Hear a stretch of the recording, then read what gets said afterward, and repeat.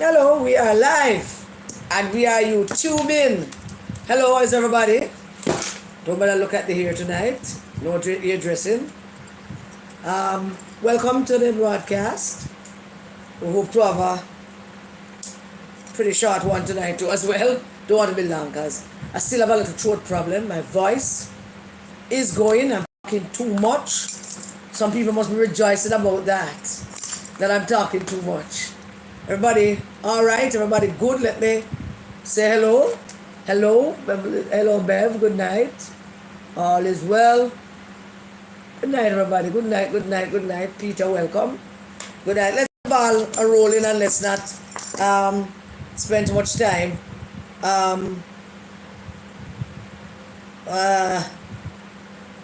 Okay. All right then. So, everybody had a good weekend? I had an excellent weekend. Excellent weekend. I did. Everybody had a good Sunday? How about that? How about Sunday? Did everybody have a good Sunday? Sunday was one of those days in political history that we will remember many, many moons to come. But that memory can only be good if you work it up to the last day and deliver the results that is desired by a majority of Jamaicans and get them to vote. So let's start tonight by going in a halfway tree. See, I can't even sing. Oh God. We're going a halfway tree. So, look what happened in halfway tree, near Tasty, near Jamaica National, near, is it Pablo's or one, that fabric place? No, it's not Pablo's. It's another place, I can't remember the name. Near the clock, near the bank, near the pharmacy, the most famous pharmacy in Kingston. Pretty much near everything. Halfway tree came alive from as early as maybe about 2 p.m. in the afternoon. It started to buzz and sing. And suddenly, everything exploded. And people you have never seen before on TikTok, people you have never seen before, just saying things and doing things, and everybody wants to be a part of whatever it is. And that's how it is when you're on the cusp of something great is going to happen, and people kind of sense it in their bones and then feel it in them heart and then feel it in them shoes. And I mean, it's just a sensation that took place in Halfway on Sunday night, and it has reverberated around the entire country. And it was a huge audience, not just Jamaica, but the Commonwealth and CARICOM, the Caribbean, and across the world. Everywhere you turn, people were watching from whatever source of streaming they have. People were taking it in. Jamaica was playing high on Sunday, and it was not a race with Shelley and Fraser or Usain Bolt. So can you imagine? Politics have once again generated an interest for not only for those who refuse to participate, but those abroad who wish they could come and participate. I remember when I was young and going to conferences, the PNPYO, get invited to conferences across the world. But I remember this particular conference, and this conference was being held in Uruguay. And I remember that, everybody carries stuff from them country to, boost up them country. And most people bring from their political leaders, they bring from them cultural icons and all of that. They set up different booths. And I brought Bob Marley, whole heaps of Bob Marley, cassettes, t-shirt, pictures, all kind of things. The Marley people them gave me, full of a Bob Marley. I set up my desk I'm full of a Bob Marley, like all other desks were unimportant except my desk. I was full of a Bob Marley. But there was a side of the desk also that dealt with the politics, full of a Michael Manley and full of Siaga. It's a Siaga. So there was interest in it because those were two political giants at the time from the Caribbean that the world couldn't get enough of that, mainly because of their rivalry and how it got acidic sometimes, but it was fun to watch both of them going at it. So the interest in our politics is not a new thing. It's just that over the last couple of decades, people lost interest in it because it lost its sting and it lost its excitement, and nobody wants to associate themselves with it because it is so, caustic, for want of a better word. But I am going to take the plunge and I'm going to say that last Sunday in Alpha Tree, in all probability, have changed that.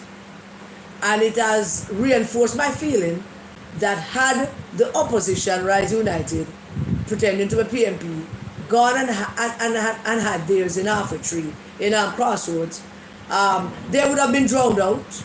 Nobody would have listened to them. They would have been, nobody would be down there listening to them. So in retrospect, it might have been a good decision that they made. A cowardly one, but a good decision. They would have been drowned out based on what we saw in Alpha Tree on Sunday. So let's begin from the beginning, Let's start from the very beginning. It's a very good place to start. When you count, it's 1, 2, 3. When you sing, it's do, re, mi. Don't want to start singing now. No singing tonight. None. That's a song from Sound of Music.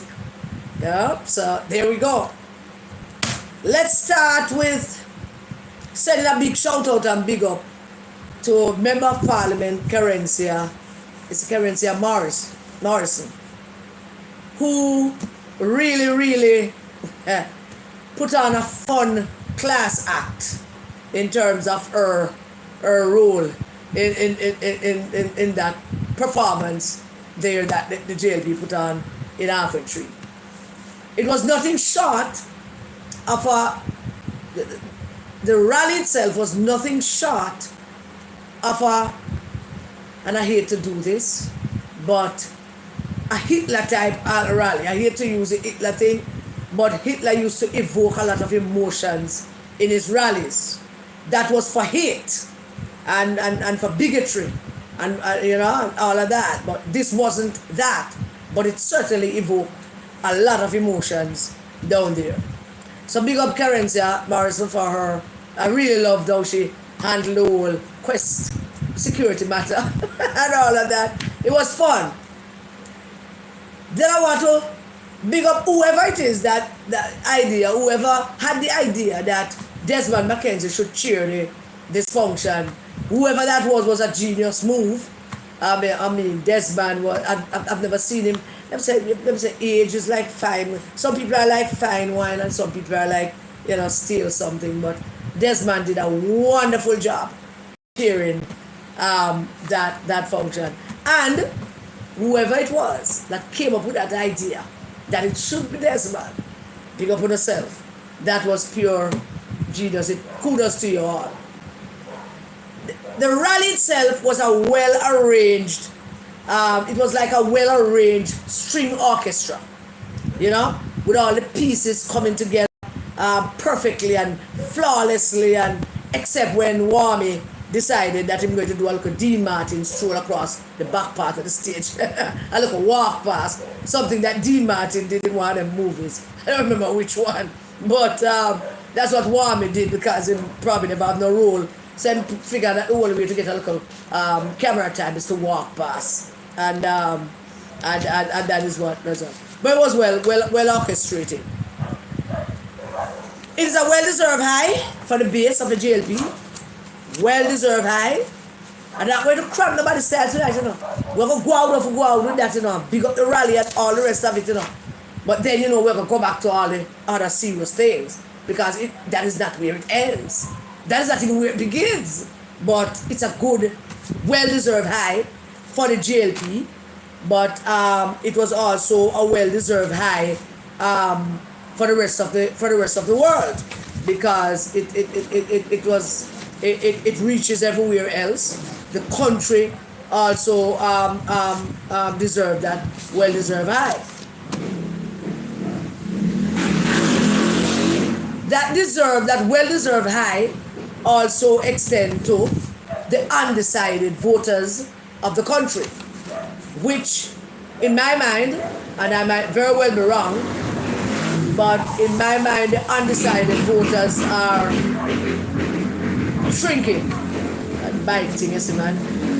It is shrinking, and the more they see of the political people outside doing the politics, is the more that base will get shrink. The undecided were never ever undecided. The undecided were always people who want to vote, some of whom have voted before, and they needed something or somebody, a push, a motivation to push them to come out of that bracket and goes into I'm going to a bracket that says I'm definitely going to vote, or I'm not going to vote. So it also was an eye for the undecided based on what I pick up so far, and they were waiting on something. They were waiting on everything, like the country. The country was waiting on. The country was waiting on it. The Caribbean was waiting on it. The Commonwealth was waiting on it, and the world all over was waiting on it. And everybody took a seat somewhere with a phone, a TV, a laptop, whatever, wherever them get it, YouTube, or those who can stream our news stations online. They got it everywhere. And then TikTok pick it up, YouTube, Facebook, Instagram, and all the other ones that we don't know nothing about, but we don't know them. I've recorded everything, make a short video of everything, everybody talking about everything, and that was it. What was important about the Alpha Tree rally? And this is just my 2 cents worth of what was important. First, there was the unexpected, as is always the case in a rally of that kind. An outdoor political rally that is based on history and the political barbing and infighting that we practice should have been like a street party, and the speaker should be like throwing red meat to the base who was present and giving them something to go back home, go spread and throw upon them opponent. That is what normally a rally like that would have entailed. But no, them didn't do that. Instead, this was an outdoor rally doing indoor, organized and precise delivery of points that they want to get across to the Jamaican people. And it was a huge audience. And it was like an indoor conference. The organization, the strategization, the flow, the topics, the individuals who were given specific tasks on specific topics. And I noticed something else from that. Everybody came with them notes. Everybody have them talking points. Nobody not take it. Nobody just go shoot the breeze and just go up there and start chat crap. Oh no, everybody had them notes. That is not an outdoor rally. Not traditionally, not historically. An outdoor rally is a rare. Rare will come for rare, we're going rare. But my God, this is a good thing. Nobody should be vexed about it. The PNP and the risers, them shouldn't vex about it. This is a good thing.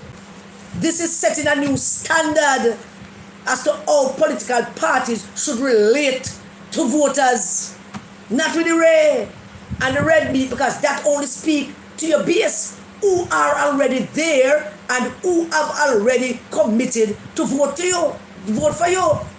So what the JLP did with this conference is turn an outdoor rally into an indoor, organized, deliberate conference of communication to voters and people who just looking along. That's the first unexpected. The second slightly unexpected for me was this. Full of young people. Young people like dirt. But for me it wasn't that just the young people. It was more the younger young people. The younger young people plus the kids. Now them green. With them parents. Looking nice and pretty and healthy. Our kids them look great. We must pay attention to our children. Them look great. Them not dead for hungry. Them eating nutritious meals. Even if time hard with them parents, and you can see sometimes that the time hard with the parents, but you look at the kid, him look great, handsome, pretty, skin pretty, smiling, them happy. And that's the second slightly unexpected, the younger young people that were there. And you know me feel about young people. I think that young people are the most dangerous species on the face of the earth, particularly teenagers. And to get them there, and let's look at it and analyze it very carefully. To get them there, it mightn't have been a hard thing to convince hardcore JLP young people to go. We are boss. When I get to the money, everybody have them drink, everybody have them party, whatever it is. And them say, yeah, we're going. But I tell you this, and I say it with all sincerity, and with all the knowledge that I can muster from my years on the political hustings, it is hard to get the young people to move to a setting like that. And I don't think anybody organized them. I don't know what they did, but I don't think that anybody organized the younger young people. I think the organization probably was focused on the young JLP people, but not the younger young JLP people. Maybe they just decided, boy, I come in. When do I just me I come? Me I get my shirt, here me I go. When I go tomorrow, me I go. Me I come, more I come. I think that's what happened. That's what I think. And the clear messages from these young people, because the media under normal circumstances, that was another unexpected happenings. The media was able to roam throughout, which they do on the fringes, on the edges of these rally. They have never ventured inside of the belly of the rally. They couldn't, because they never know. They were afraid and nobody knew what to expect and something might give. So they don't want to do that. But they ventured in the belly of the beast. And they spoke to young people. They spoke to women. They spoke to men. They spoke to young people. They even spoke to babies. My God, it was wonderful to look at. And here's the other now, not slightly, but greatly unexpected thing that happened in Tree on Sunday. The media having gone into the belly and all conversations with various people about why they are there, what they expect, give them views and all of that. These young people gave clear messages. Their command of the issues. The young people were telling the journalists why they are JLP. They were talking about people not wanting handouts. They were talking about the country. And when I watched that part of it, it's only one memory came to mind. And that one memory are the group of people who went down to the Heroes Circle some months ago, or weeks or months ago, saying them protesting against a man work. And somebody reminded me yesterday, say it's not a nice thing to protest against a man work when a man get a work, to go protest against a man getting a work. I never saw it that way. But somebody wiser than me said it to me yesterday. You know, them protest against Dennis Strong getting him work. But it brought me back to that, when the people who came to protest against a man about him work, him new work, never knew what they were there for. They couldn't articulate their reason for being there. They couldn't articulate any of the things that the journalists themselves put to them. So I write them never know the reason. But if the journalists point out the points to them, fade and all of that, and they still didn't know, comparing to these young people that were in Alpha Tree on Sunday. Progress, man. Progress. We're doing good. And every PNP should celebrate that and wish for that and hope for that. Don't badmine it. Don't badmine it. It's nobody's fault but your own. And you know what Mark going in there, doing what you're not doing and whatever it is that you know, think you're not doing. So don't be envious of this. These young people that the media was talking to, some of them, it took them a while to catch themselves, but you at least see that they were thinking. You know? Yeah, so, yeah, well, you see, me a JLP because, me have my house, we get my house through that, you know, and I see more people at work. They thought about it, and then they gave a response, comparing to the knuckleheads and the buffoons that were out by Hero Circle that day, protesting a man for getting a work. It was an amazing thing to observe. Absolutely amazing thing to observe. They were unrehearsed. It baffles me how they reached there, how they got them to actually attend, and how competent they were in mastering whatever it is that they want to talk about. They were articulate and passionate about it. They never itch. Them love them party, them love Mr. Holness, and them see the good and them articulate the good. They were just liberate there. They say, Ray, yeah man, me a liberate all that way. No. They were articulating it. They were selling it to any other young people, any other young person. See any one of them could say, all right, yeah, I get it. Me just there for the Ray. You can articulate something. They answer the question as what are the reasons why they are there, why they are members of the JLP. They were in it. They embraced it. And they said it. Were they rehearsed? I doubt that seriously. I doubt you can actually rehearse people for that kind of thing. And the media just buck up on them and them just have it. But if they were rehearsed, brilliant strategy. Absolutely brilliant. I don't think they were rehearsed. You would have seen on them face trying to remember what somebody tell them. But they weren't trying to remember that. They were trying to argue with the news media to say, this is why I'm here. It was pure genius on their part. Their reasons for being there, their reasons for being a member or a voter or a supporter of the JLP. Then there was the non-incident, because there were no incidents, but there was a non-incident that Matalan was hoping for that didn't happen. So I'm just go ahead and make up one and report on it anyway. Big fail. Lame.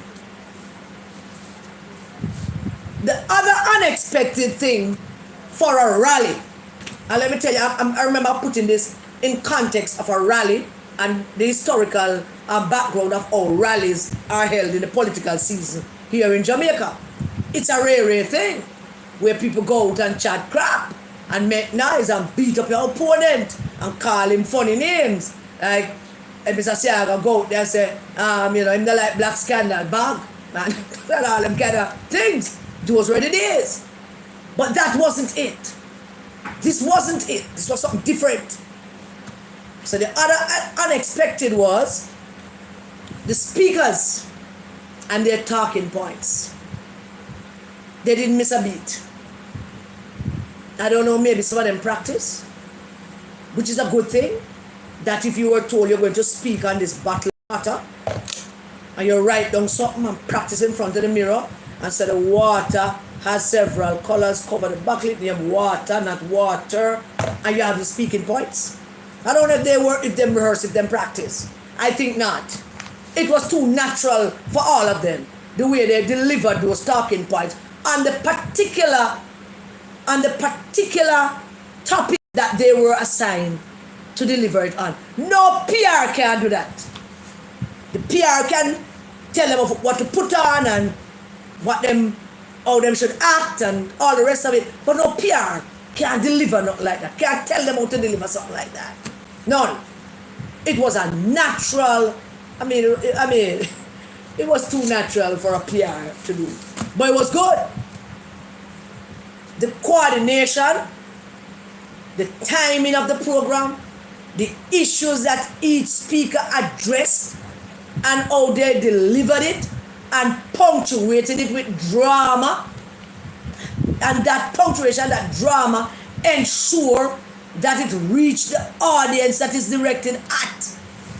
Subtle, the little nuances. It was a class presentation. Believe me, it was a class presentation. Nothing was amiss in that presentation. It was good. All of those speakers, no matter what it is that they spoke on, every issue that they spoke on was designed. I don't know what's happening with this.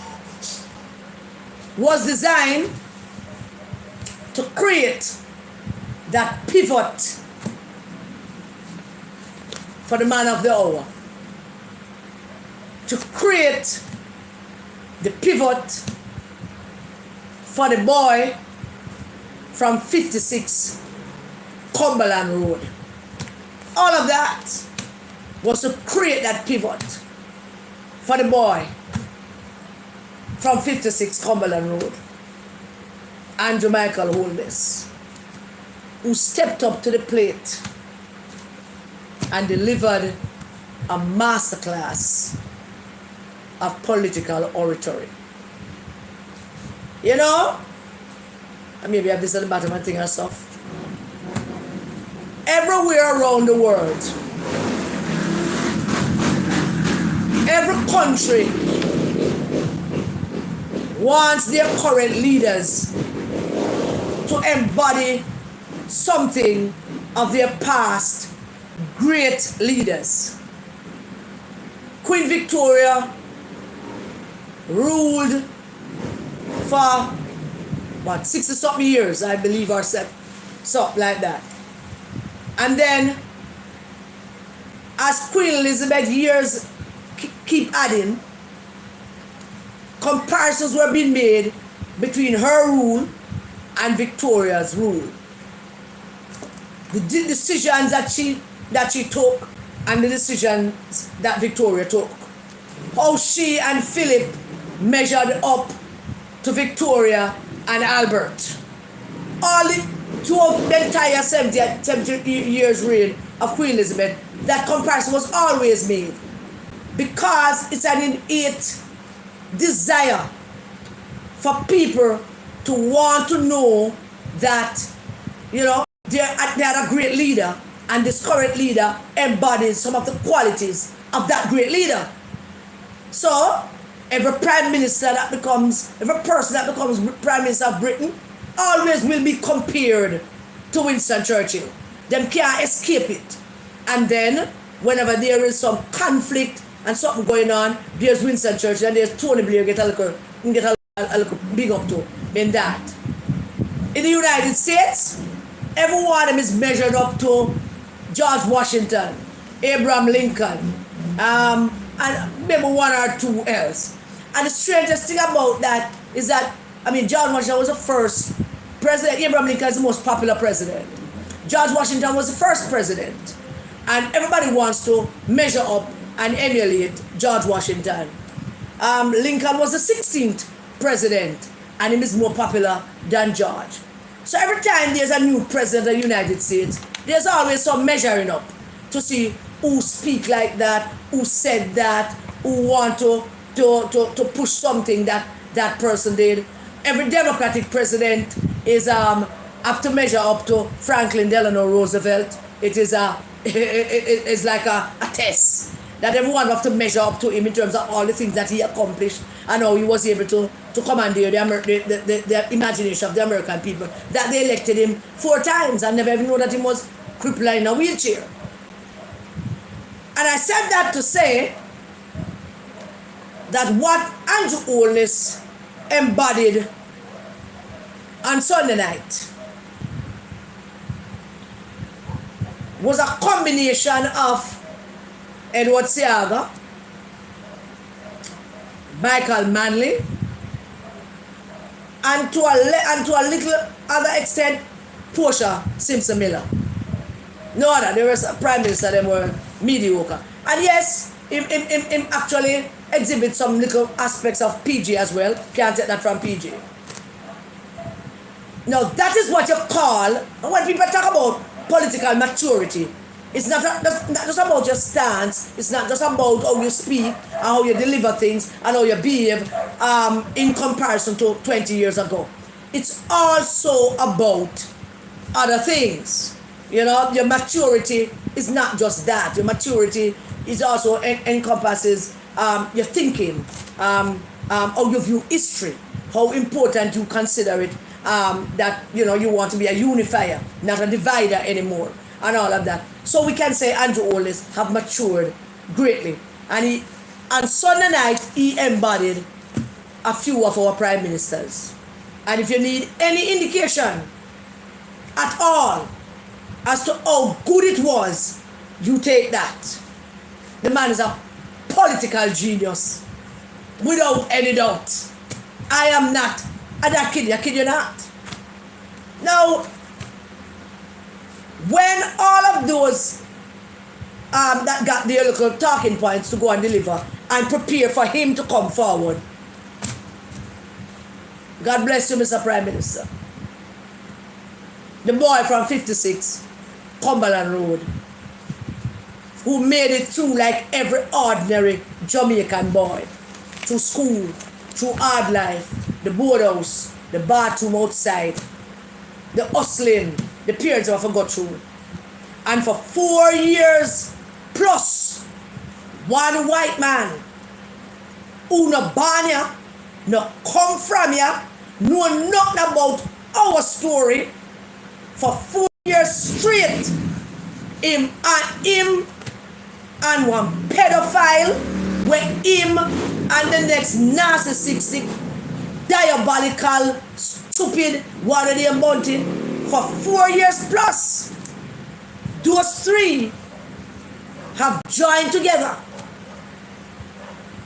and throw attack after attack after attack.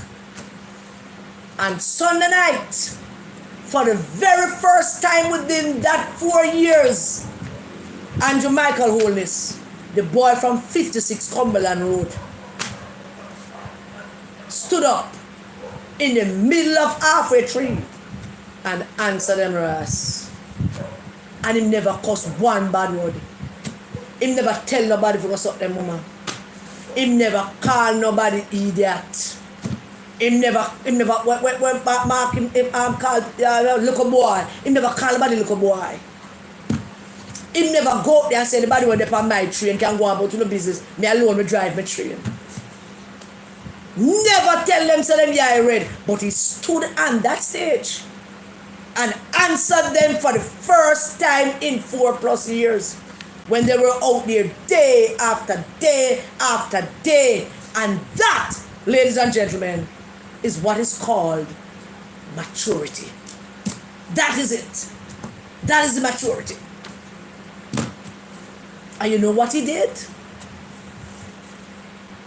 One good thing about music, when it hits you feel no pain, they must feel pain from all of this. He hits all the high points. Him take Mark Golding without calling him name, without refer to him as any kind of little boy or thief.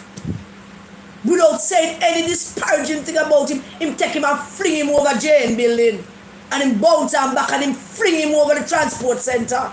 And him bounce him back and him kick him down the road, this part of the bank there. And him bounce him back and him lick him back over there, so. That's what he did.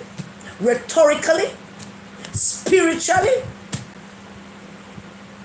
like a man possessed with all of the emotions that he had bottled up inside of him, knowing that as leader of the country, every crappy thing that they were saying about him for the last 4 years, he couldn't come out and answer them. Diligently, he stayed and he took it and he did his job.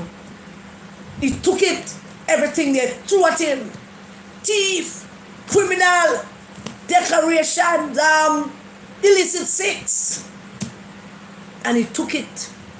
And Sunday night, he told his story to the Jamaican people. And for the first time in his political life, he found his voice. And he spoke with the Jamaican. He wasn't talking to them. He spoke. It was an exchange that he was having with himself, but it's really with them.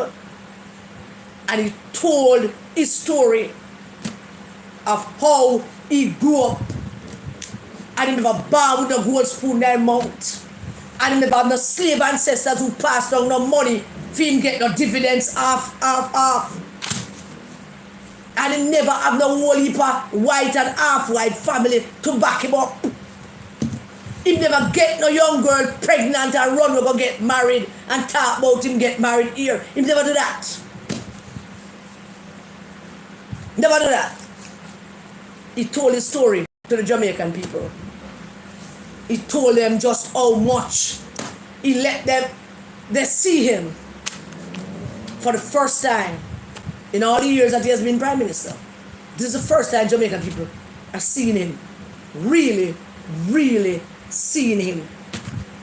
And I'm telling you that in politics, there's only one game in town. One and one only. And that game is me and one of you. Me and you are on the same level. Me and you come from the same place. 56 Cumberland Road. Where you come from? East Cumberland. Oh, you come from Edgewater. And where you come from? Waterford, yeah. Well, me are 56 Cumberland Road. How will you come from again? Waterhouse. Okay, where? Drewsland, Walton Park. Me are 56 Cumberland Road. Connection. He connected with the Jamaican people Sunday night. And he showed them his maturity. He showed them his kindness. He showed them his spirit. The boy from 56 Cumberland Road delivered, spoke about all of his achievements, because the way them are going, you would think that he has been Prime Minister and never did one damn thing. And for 4 years plus, he never defended it. He just continued doing it. Cut ribbon. Love that song. Love that little rhythm. Cut ribbon. Who break ground, get shovel, plant this. Live up that. Up the pit to them. Make a hope for new friends, hope for 6-year-old friends. Make a hope for 6-year-old friends across the country. Have no doubt in your mind about this. You don't know this thing is working on. He make a whole heap of 6-year-old friends across the country. And if him have some names, him can now say, him and Pax a friend. And him and O'Shea a friend. And he met him and Kadisha a friend. Yeah, and him and Brittany a friend. The 6-year-old, the 8-year-old them. His friends. His new friends. Everywhere I'm going to make new friends. Everywhere I'm going to get a new woman to Mrs. Hollis. Oh, watch that. Everywhere I'm going to hold a new woman to. He spoke with them till last night, Sunday night. They saw him for the first time. And suddenly, eyes are being opened. And the Jamaican people are seeing that all that Mark Golding was saying, it has always been a dirty lie. One big lie. Same Barnia, no, we can't see birth certificate. We are waiting for him for show, see? We're waiting patiently, we don't no rush.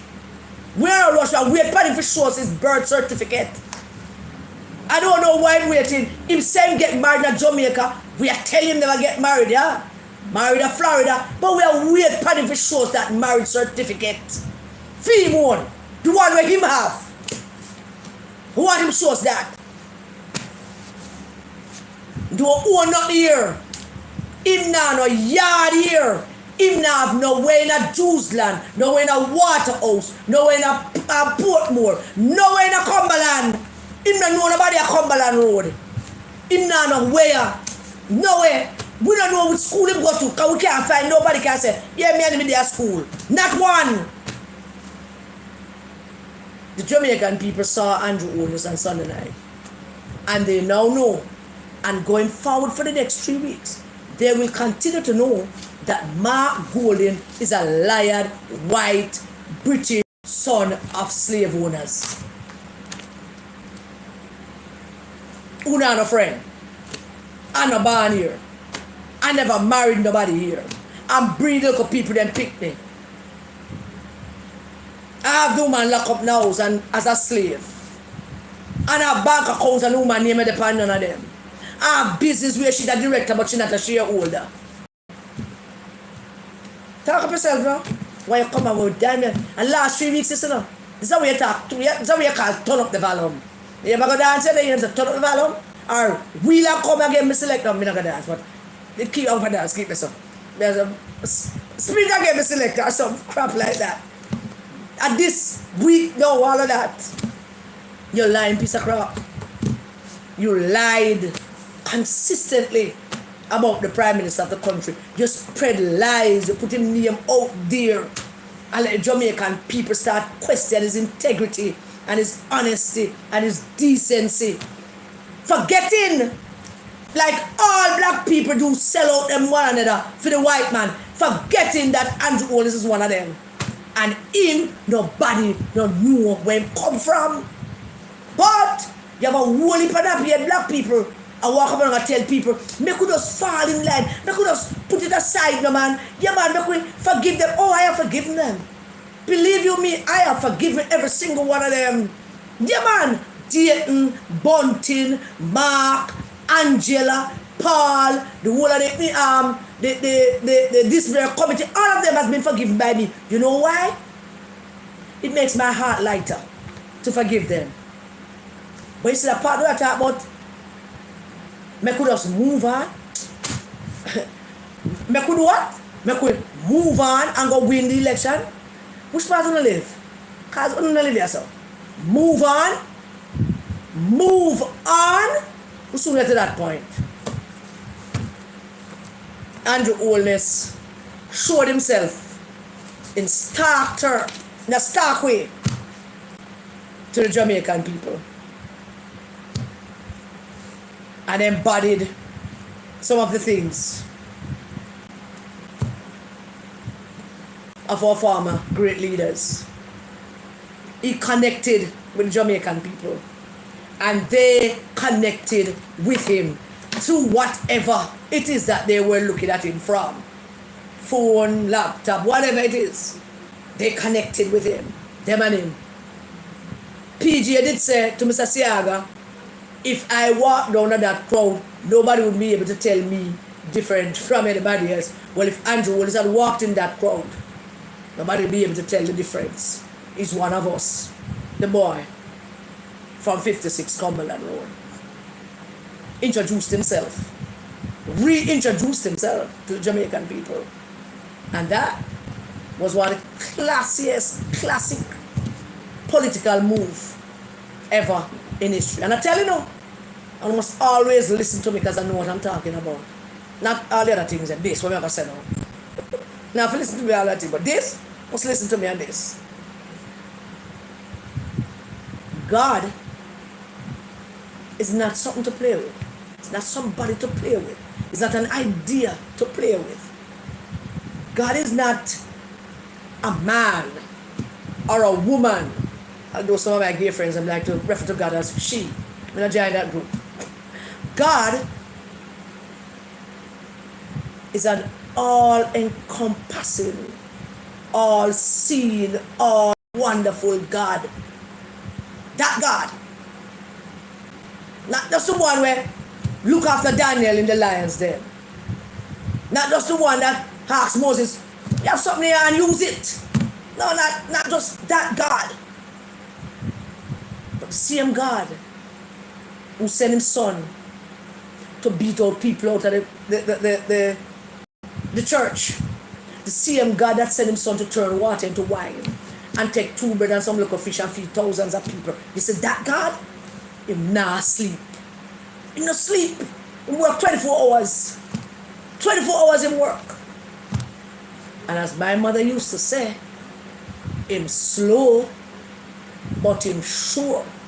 And tonight, the only thing, well, not the only, but there are one thing that the Jamaican people need to give thanks for tonight. Give thanks, and particularly JLP people then. Give thanks that for 4+ years, God said to Andrew Holness, don't answer them. Leave them alone. Don't answer them, do your work. Want to build more house and cut more ribbon and lift up more babies. Ask them name. Tell them to spell it. Put your hand on them head. Hold up a picture. God said to him, don't answer them. Go and go up so hold for woman over there. So hold for big batter woman, some big breast woman want to come rub up themselves for you. Go on, don't do that. God said no. Go down to Washington, go meet with Vice President Kamala Harris at the time. Don't matter about that, man. Go on to G7. Them invite you to the G7. Go on down there. Don't answer them. Go and go meet with Mr. Biden. Don't answer them, Justin Trudeau want to talk to you. Go on down there. Don't answer them. Go on over, man. Macron want to have a word with you. Don't answer them. The Commonwealth people, them. The King of England want to see you. Don't answer them, man. Go and go do that for 4+ years. Do you think that is accident? Or by design of his own? No. So the entire time, it's God Almighty himself who had control of that. So while Mark Golding and in pedophile general secretary run around with them lies and them propaganda that can't seem to make any difference, whether them a propaganda or what, God was already leading the Prime Minister of our country. When them sit down and organize people to go down to Washington and New York and wherever else, go protest against the country in a foreign land and foreign soil, God says, shh, don't say nothing, my son. Shh. Easy, my son. God put him on his shoulder and say, easy, my son. Don't talk to them. Don't say a thing to them. Go and go address the diaspora conference down in New York, down a Montego Bay. Go down a diaspora, go have dinner with some people. God says, shh. Don't do that. Don't answer them. Let them go and run up and down like chicken without head. For 4+ years. And then, like the wonderful, mighty God that he is, him send rain Sunday morning and Sunday afternoon, and throughout the whole of Sunday afternoon, drizzles. Drizzles. Drizzles up and drizzles up and drizzles. And then the moment came, and Bobby Montague got up and introduced the Prime Minister of the country. And God touched him on his shoulder and said, go ahead, son. Speak now. Your turn. Speak now. This is your turn. I tell you, they will never recover from this, no matter what them do. They will never recover. Not from Sunday. Can't recover from Sunday. Because that wasn't a rally. That was Jesus holding a meeting. That was Jesus holding a meeting for answer, for all of the wickedness and evil want to do, not only to Andrew Holness, but to the PNP and to the country. That was Jesus in the middle of arbitrary, holding court with him people. Want to take a good look? Go back and look at those pictures. Don't look for those of you PNP people that talk about the green and the green shirt. Don't look at the green shirt. Look at people's faces. Go back and look at people's faces. Go take a look at people's faces, the babies, the kids, the young women, The men that them fandangles, never know some of them have on. But just go take a look. Just go back and take a one look at that sweeping crowd. And then, so your conscience will tell you what you see. What you see. Beautiful Jamaican people. Beautiful Jamaican people. All smiles, in wonder, looking healthy. Exercising strength in terms of how them should behave. That's what you should go back and look at. I saw it all. I don't know how I look for. I look for everything. I look for everything because my only prayer was, this is only you, Lord, and your thing this. That's my only prayer. So Lord, this is your thing. This doesn't belong to nobody. None of them going to speak. Not Andrew Holness, not Mrs. Holness, not Christopher Tuff, not nobody, not Desmond McKenzie. None of them in charge of nothing. That was my prayer Sunday night, Lord. Them in charge of nothing, Lord. It's your thing. Your thing, Jesus. And as they say, he never fails me yet. I can't sing tonight, so we're not going to sing He Never Fails Me Yet. Not doing no singing tonight. But he never fails me yet. And he never failed. He delivered. Long-suffering, patience. God taught that to Andrew Holness, and he spoke on Sunday night. And it was heaven came down and glory filled our souls. Finally, him get to answer them.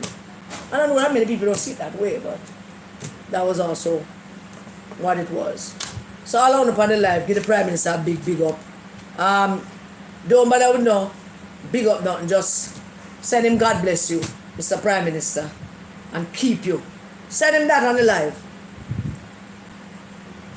God bless you and keep you safe, Mr. Prime Minister.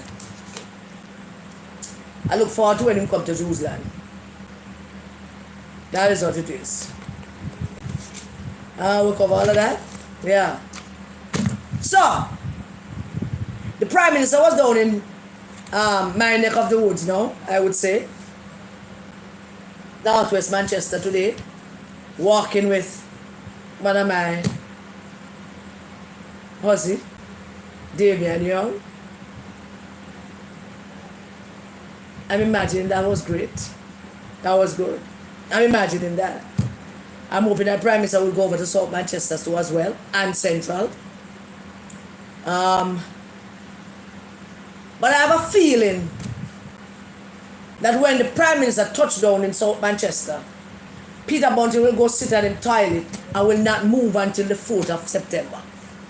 I have a feeling that any day Mr. Holness land in South Manchester, Peter Murcott Bunting will sit on his toilet and will not get up until September 4th. That day, that he will get up. So I look forward to it. And the way it not jumbled, it just, you know. South Manchester is a battleground constituency. It's a battleground because we are praying and we are working for Ian Ives to retire Peter Bunting for good from politics. And Ian knows that it's an enormous responsibility that he has, he and his team.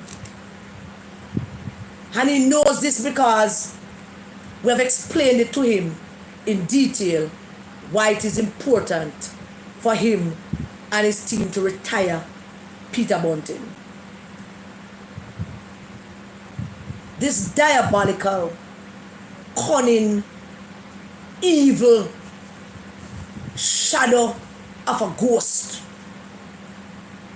Peter Murcott Bunting, this man who orchestrated the creation of FIDSAC, where it's only him and Mark Golding and make money. This man is the architect of some of the most dangerous things in this country, some of which we can't talk about for the sake of our country. we can talk about FinSac. And I don't want to belabor the matter of FinSac. I just want you to get an understanding of South Manchester voters as to why it's important that you all come out and vote for Ian Ives, PMP and GLP and no P. Mr. Olis explained it Sunday night when the government was borrowing at higher interest rate than everybody else. Omar Davis handed over the Ministry of Finance to Peter Bunting and Mark Golding. Let them run government bonds and whatever it is and making all the money. Them two men there were not help nobody. All they were doing is helping themselves. Everything that they do is about themselves. Every now and then I get a phone call from strange people, strange men, strange women. And I got a phone call on Saturday when I was resting because I couldn't talk, voice had gone, so I took all day Saturday just resting. And I got a phone call from a gentleman in Port Royal, man and man thing. And him said, what, big man? I said, not much, can I rest the voice a bit? Oh, yeah, you sound a little groggy. So where the pan? Why may I rest the voice a little bit, my rest. Why, you go everywhere and I will see you everywhere. And it's like, boy, I don't know. Because, link we, I wonder if we important, link we. So I say, all right, come go that link. So when Sunday. Now, Port Royal is part of Philip Paulwell's constituency. But Port Royal, by and large, don't vote in any numbers for Philip Paulwell. I think the GLP normally win Port Royal in the general election, and then Lorraine, who is the councillor for Port Royal, ends. She wins in Port Royal because that's where she born and she lives. In the local government election. So Port Royal Warden's place who vote for one party for general election, vote for another party for local government elections. So I'm going to link up the man them. And we're all of vibes. Like a talking thing and a go on and thing. And I listen to everything them say. And then I'm one man who him not speak much. The second time I see him, and I've never seen him before. The second time I see him, yeah. I saw him probably earlier. And him say something that just really got me. Him say, yeah, I tell you this, You know what I call the man thief? Let me tell you something about thief. You know something about thief? You better talk to you. My school me not come in and no crap about thief and that might tell me. Let me tell you something about a thief. I prefer a thief than an honest man. No, these are voters. So why is that now? Yeah? Yeah, man. You see the thief? You see where them thief? Everybody will get something. Everybody must get some kind of thief. You see the honest man who pretends him honest? A female him friend them. I can tell you that one stumped me. He basically saying Mark Golding and Peter Bunting them thief for themselves. Them help nobody. Them give nobody nothing. They created FinSac. Over 40,000 Jamaicans lost their homes and their businesses, commit suicide because these two greedy men, greedy, criminal men, think that them alone must live. Bunting is the type of man who thinks that him alone for have everything, and then if him bring you in an orbit and him gonna give you something, you have to be able to work for him and do what him wife do. Else you can't eat. That's the type of person he is. Him have a whole host of people for him pay bill. And those are people who, if him wake up in the middle of the night at 2 o'clock and call him and say, listen, this we're going to do tomorrow. Them say, yeah man, we're going to do it tomorrow. Can't think for themselves because them depend on pay bill. Those are the people him have around him. They will never be rich. They will never ever reach his status. Him going to make sure that by keeping them where they are. All I know, we're up and down behind him, where they pay him pay bill. And if you mess with me, I start calling all out the name. Anyone mess with me, I call all out the name. They tell you that. And that's a warning. And since somehow I elected representative, it will give me great pleasure to call up the name. For the people them on the divisions, most of them on Bunting pay bill. All I know. Nobody else have nothing. He will tear down somebody who have this book. Not because he want the book, but because he don't want you to have the book. That's the kind of person Bunting is. Peter Bunting. Who South Manchester, we need to pay attention. Who is just a passage film. He want to use you as a stepping stone to get back into our parliament. He don't care about Uno. Never cared about the people in Southeast Carolina, never cared about the people in Central Manchester. Him don't care about Uno. He care about himself. What him want and what crumbs him going to give you. But you will never get enough to not be able to work for him. He have to give you just enough to make you stay where you're there, to make sure you can grow. Not like the boy from 56 Cumberland Road.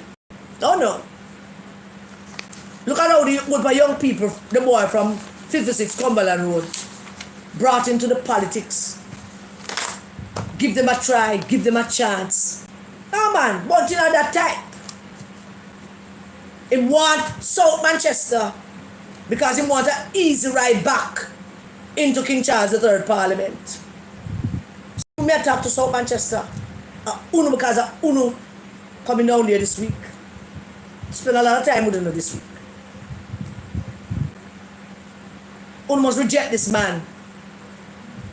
40,000 plus Jamaican small business. Your own brothers and sisters lost their homes, their businesses, them savings. Nothing they got back, nothing because of them two man there. Some committed suicide. Did you know that? Did you? South Manchester, did you know that some people committed suicide when they lost their homes and them businesses and them little savings? Some end up at Bellevue. I'm told 2 or 3 of them still in Bellevue because of these two men who commandeer the Ministry of Finance and Omar Davis, give them full access and full running. Go and go run it. Make all the money. Throw some my way. Not saying that Omar did that, but I imagine that's how it went. You must show him the door. Show him the door in South Manchester. Tell him that door that we came to over here, go back to it. We don't want you over here. You now come use we to get back in the parliament. Tell him that. South Manchester. Show him the door. And then Michelle put out a video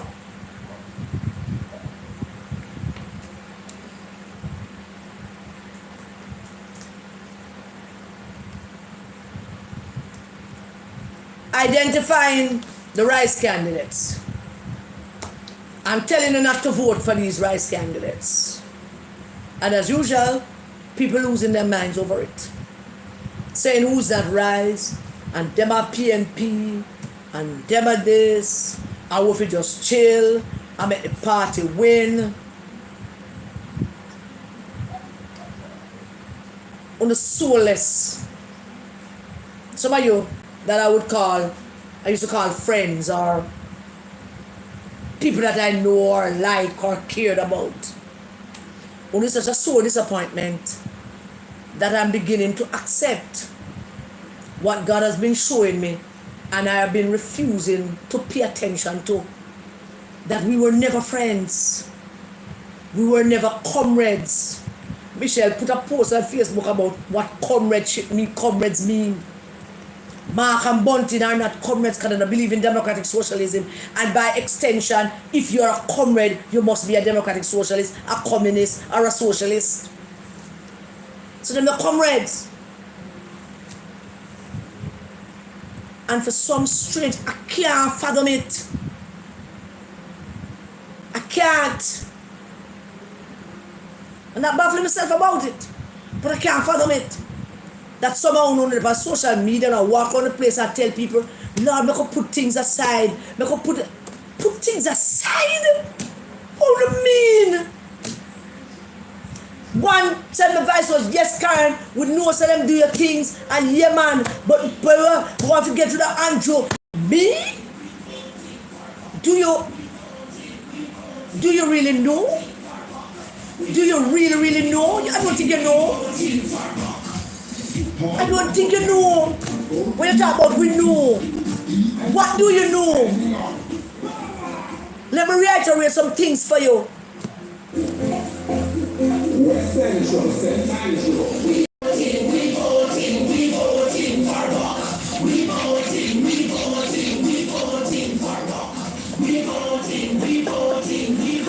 I think them come right here to do that for purpose. That's a man, Mr. Buchanan, music playing, running against Mr. Oldness. Let me remind you all. I just have to always remind you. It's important. It's very important because you don't have no soul. I mean, you know how to live with yourself, but to each his own.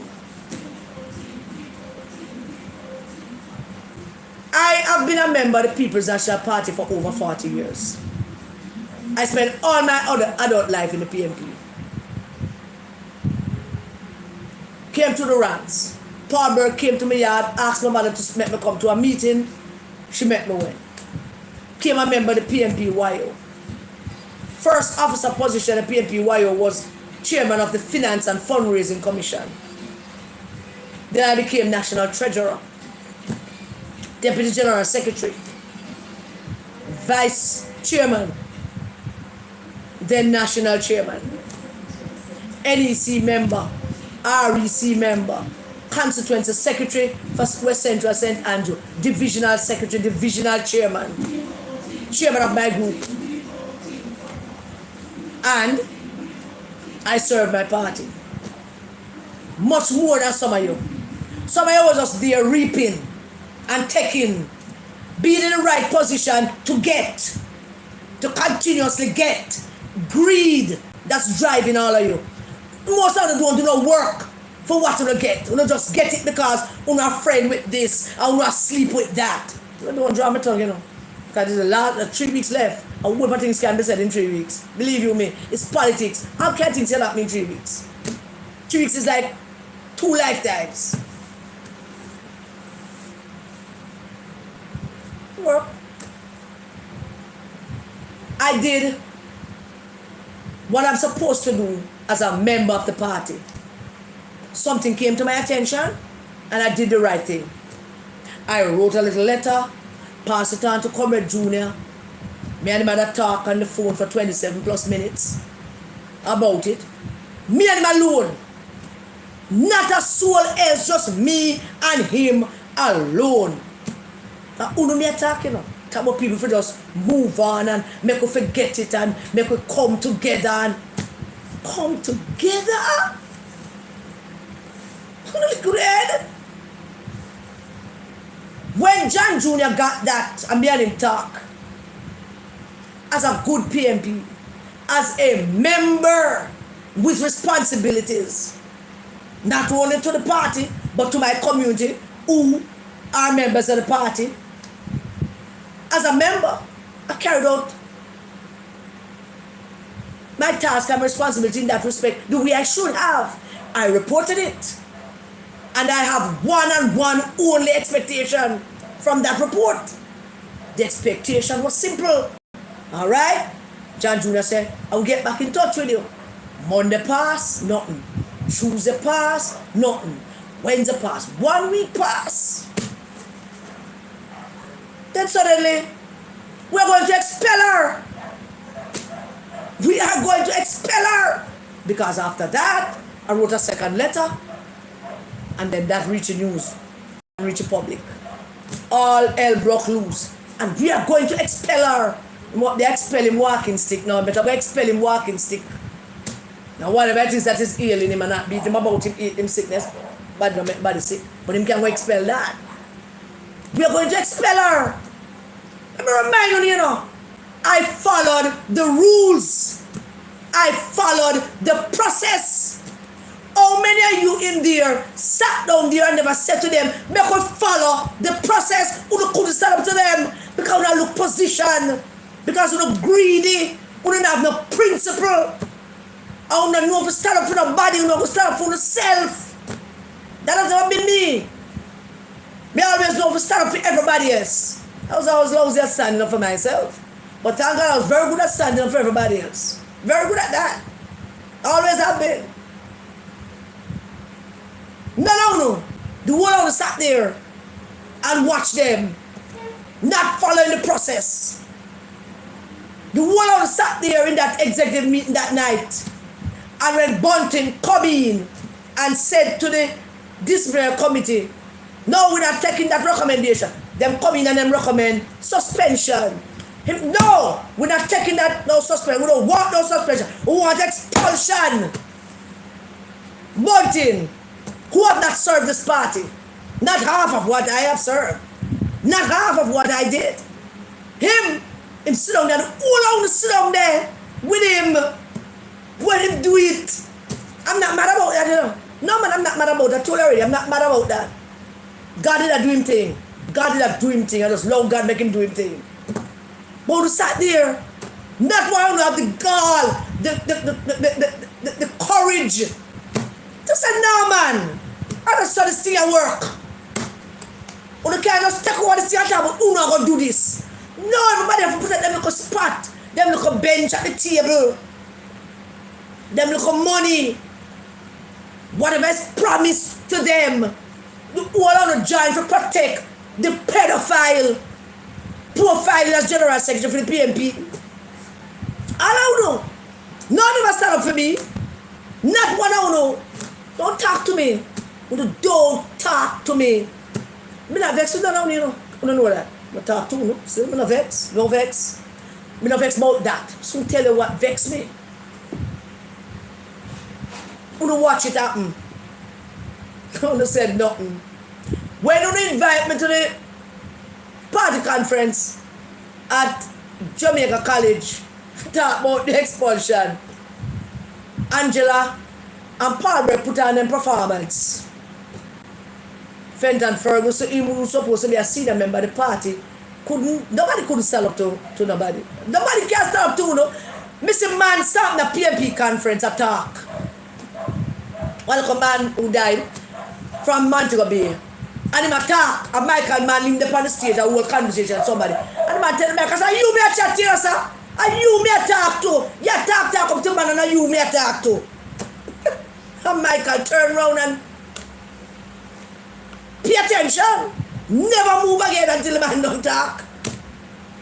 Uno hand over the PNP to these unscrupulous, wicked hustlers. This diabolical, cunning, evil man named Bunting and Mark Golding. And we couldn't stand up to them for nothing. We sat there and watched it happen. I don't know. So when we put Stacey Knight on the list of risers that people shouldn't vote for, at that, let me pause, at that meeting at Jamaica College, it's one person that day out the door cuss off the whole hour, and that was Lydia. Lydia was the only person standing up. As me and I used to roll in Danny Buck, we know what this is all about. The rest of them was grumbling down on the bread, so I didn't look vexed for not grumbling. You can't talk loud, because they're losing the position. I would love the position more than I would love the country. So I'm glad to yield it to them to get a position, no matter how much damage they're going to do to the party and the country. Who do not care? Don't talk to me. All in the corner on the position, man. All on in there look sick.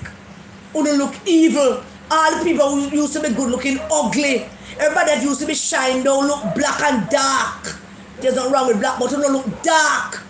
Look like you're covered in soot.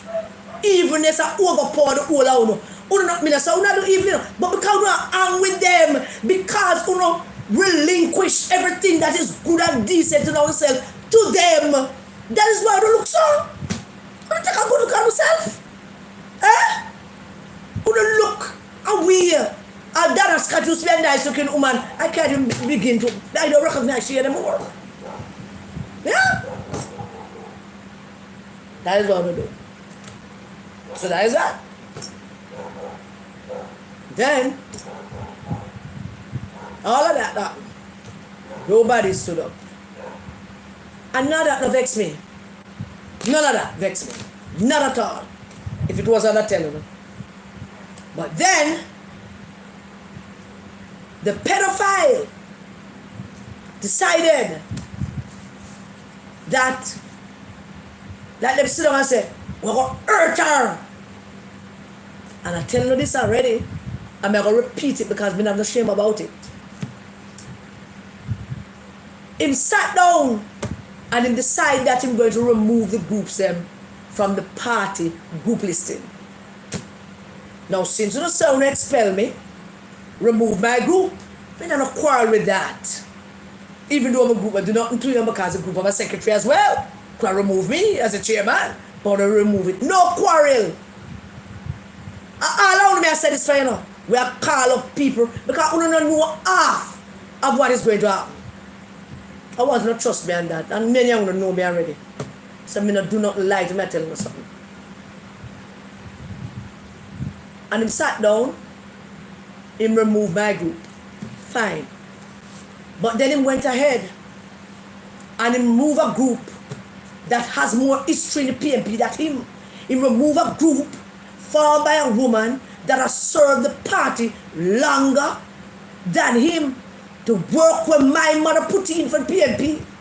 And Michael Manley and David Core and William Seawright and Carl Thompson and all AJ him sit down there too and watch them and go about doing them and do. Him never intervene either.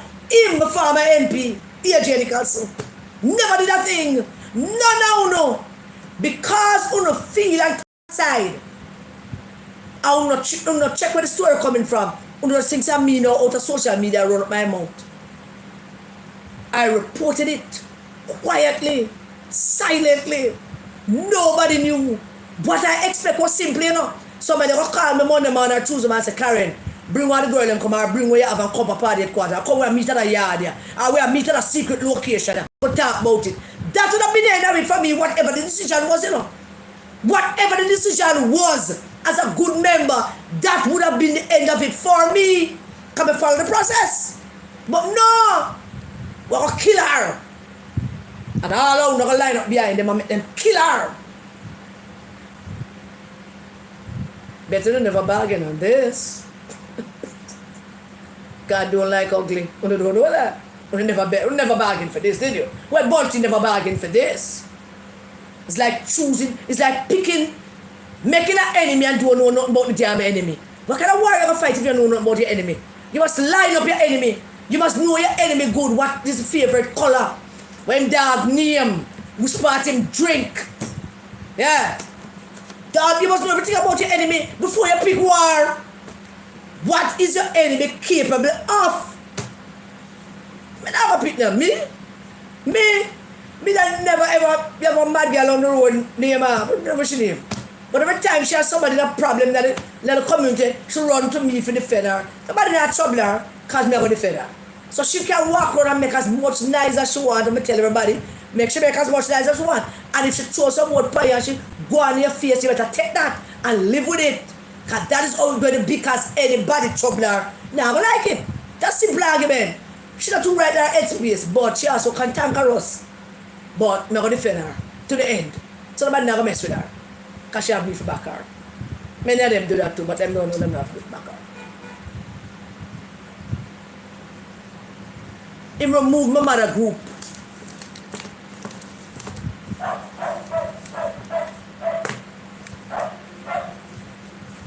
He removed my mother group. From the PNP list, he removed my mother group. That pedophile, we know not more PNP, remove my mother group. Don't know nothing about the history of that group, but remove it. I'm going to sit down there. I'm going to allow him to do it. Many of you don't know my mother, but John Jr. know my mother, KD Knight know my mother. All of the old stars them know my AJ Nicholson, all of you know. I'm going to sat there and let him remove my mother group. And if that was designed to hurt me, He succeeded. You all succeeded. If that was designed to lick me down, to give me ego, to give me belly ache, to give me headache, if that was the intent, it worked. You were successful at that. You remove my mother group. You nasty, dirty pig. Remove my mother group. You don't know what my mother did for this party and our community. Stone Spalding give her this and she found this. And she met this happen. And you remove my mother group. Paul Burke who knew my mother. She called him her son. And he moved my mother group and I love him. I love him. And then he went a little further. And removed the group that we named after Tony Spalding. Move that too. Not in a sense of history could help him to see the name of the group. Because any idiot in a PAP long enough would have seen the name of a group mark Spalding Steppers and have more sense than that. But no, he removed that too. He did. And then after that, we had a community icon here named Jacko, Barrington Lions. Jacko Lions. Me and Jacko grew up together. We were marvelous school together. Me and Jacko in the same class. Jacko don't come school very often. And one end of year, what we did the teacher do the who come first and who come second. Jacko don't come school, so me I carry home Jacko report. And I reach down at they're gonna lane, they're gonna call Thompson Lane. I said, Jacko, Madam is Lions, and the guy the report, and I was a monitor. Monitors were informers. But I wasn't an informer, but I was a monitor. No, but modern day monitors are informers. We weren't informers. And me and Flowers was monitors, but we weren't informers. And we get Jacko, the paper Jacko said, so how much more come? Now there were, I think, 36 people in the class. The Jacko said, how much more come? And I said, 35. And Jacko said, oh, that good, because some people come all one. So,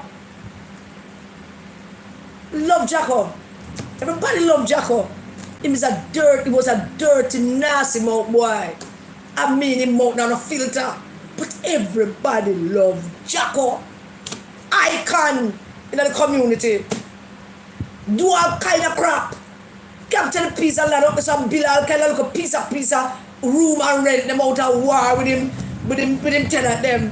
And when them won't pay him come down there to me and me have to go up there, me have to get everybody for understand, so to pay him and organize the rent payment thing and that they don't mess with him. But to have no doubt, every now and then it cost me too. It cost me when him think him right and me not give him the right. When somebody is supposed to be wrong. And then him love me when me give him the right. Because when him right, and when him wrong, him wrong. If not a bad day come into like that. Them cost me when time me take a side. But if you take a side, right and wrong, something you have to solve a problem. But somebody's right or somebody wrong. Me I run community court from about last week Tuesday. Every morning there's a community court between these two women who can't seem to come to an agreement about the renting of the board for cast the house stop and how much she did rent it for and how much days Miss Jennifer she never write down nothing. She don't know how much it did rent for. She don't know how much days she have it for. Then Fatty she write down everything but everybody numbers mix up. The may see him backing up Fatty. So it's one way to come into court and run it all week last week. Up to this morning. And Jacko was our star boy. Jacko was a star boy here. Everybody loved Jacko. Him crop a road and when him keep up him crop a road, him just come home and stay right up because nobody can come here come jump him. So no matter where we go road, not a soul can come here come touch him. Anybody. Yeah, as him do him look crap him come call me. And cuss and tell me all what go on before me even know. But no matter what me the pan Jacko side. If I road him do anything. When him do not like community, we have to split the justice. And him not like it sometimes. But we love Jacko. Christmas time I clean up round this up. It me give to nobody else in vex. I pants to the woman them him and them go party. Him and them go party. And him and them man friend at the party going. The only man. And if one man join the group of woman, him vex and cuss the man, no one nobody else there. Them can't have nobody else there. And him cuss them too. The woman them. My daughter, chum, the whole of them, him just cuss them and them go out that kind of things with him.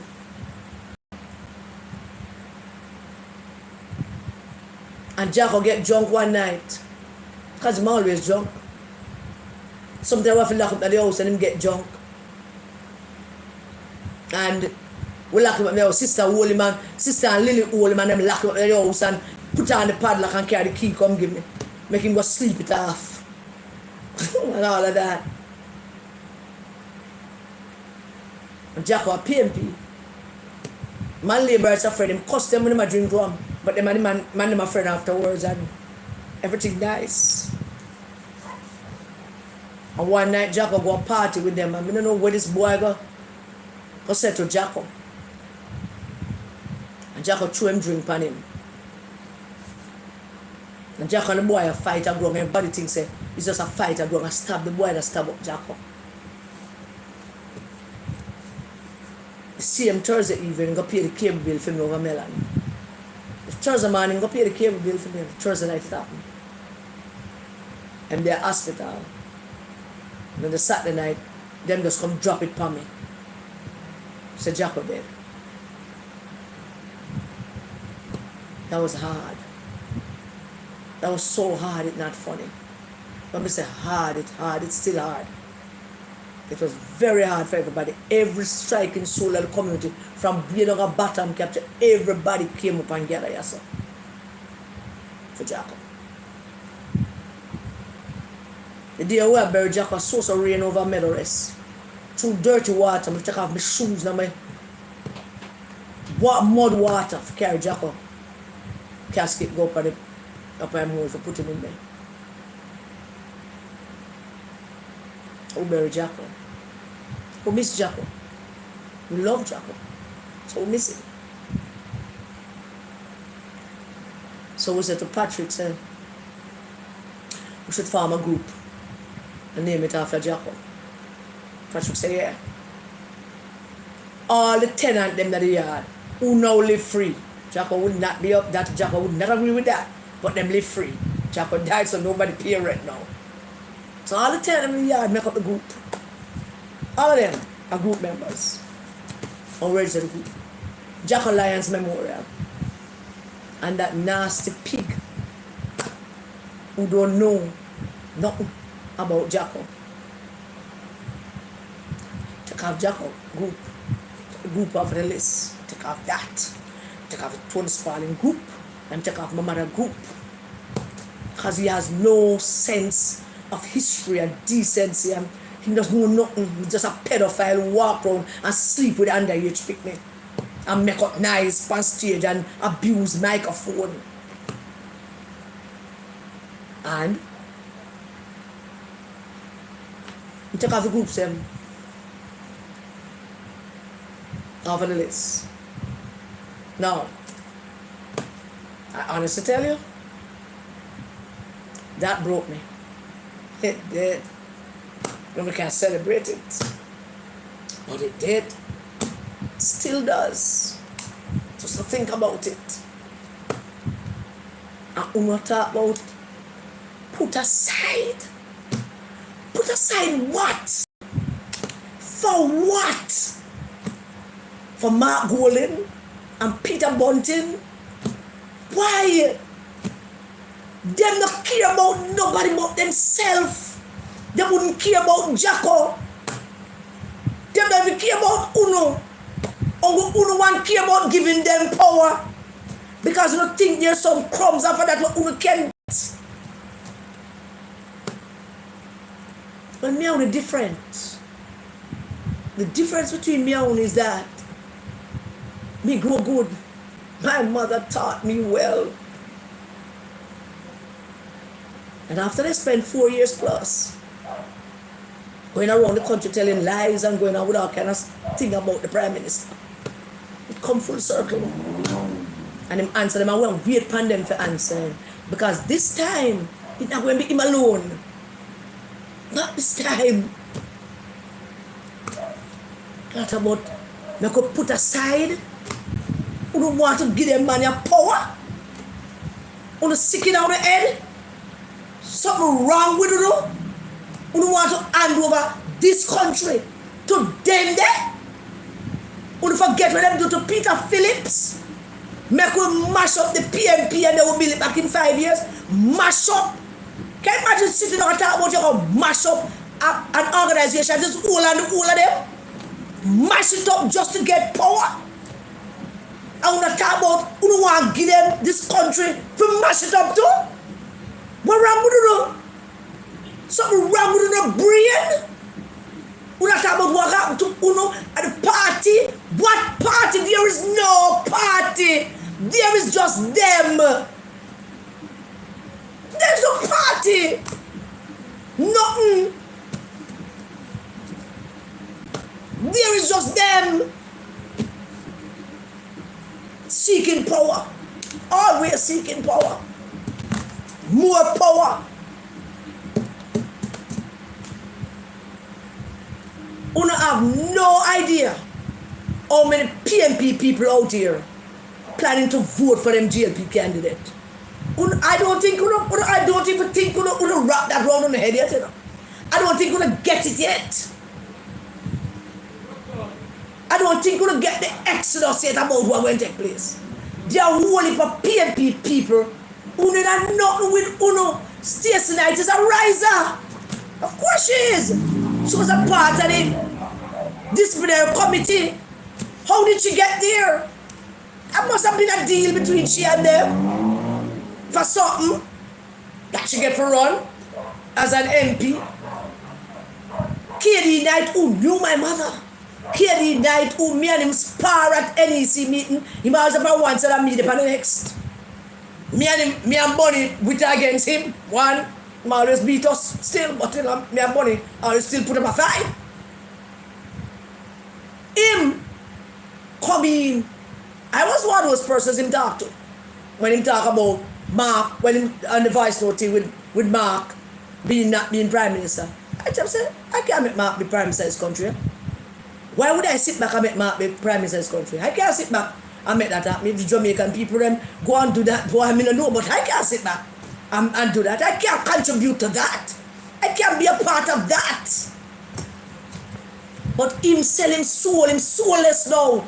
Old and feeble and soulless. And him and St. Peter will talk about it at that railway station. And I'm going to explain himself to Peter. Soulless. I guess that them promised Stacey that when she lose them, will give her a Senate seat. So he have to play along. So when he come back, he talk to him, going to back up Mark. And he going to tell people about Mark. And he going to do this with Mark. And he going to walk with Mark. And he going to present Mark. I don't know. Maybe present him to the devil. But the devil over there already, him not present him to him. The devil have full control of Mark. I don't read it yet, darling. I'm going to read it now. So I don't know. Remember talk about. But when he came back, that's what he did. So I go to talk to people about Mark. Huh? And all of that. And then, come on,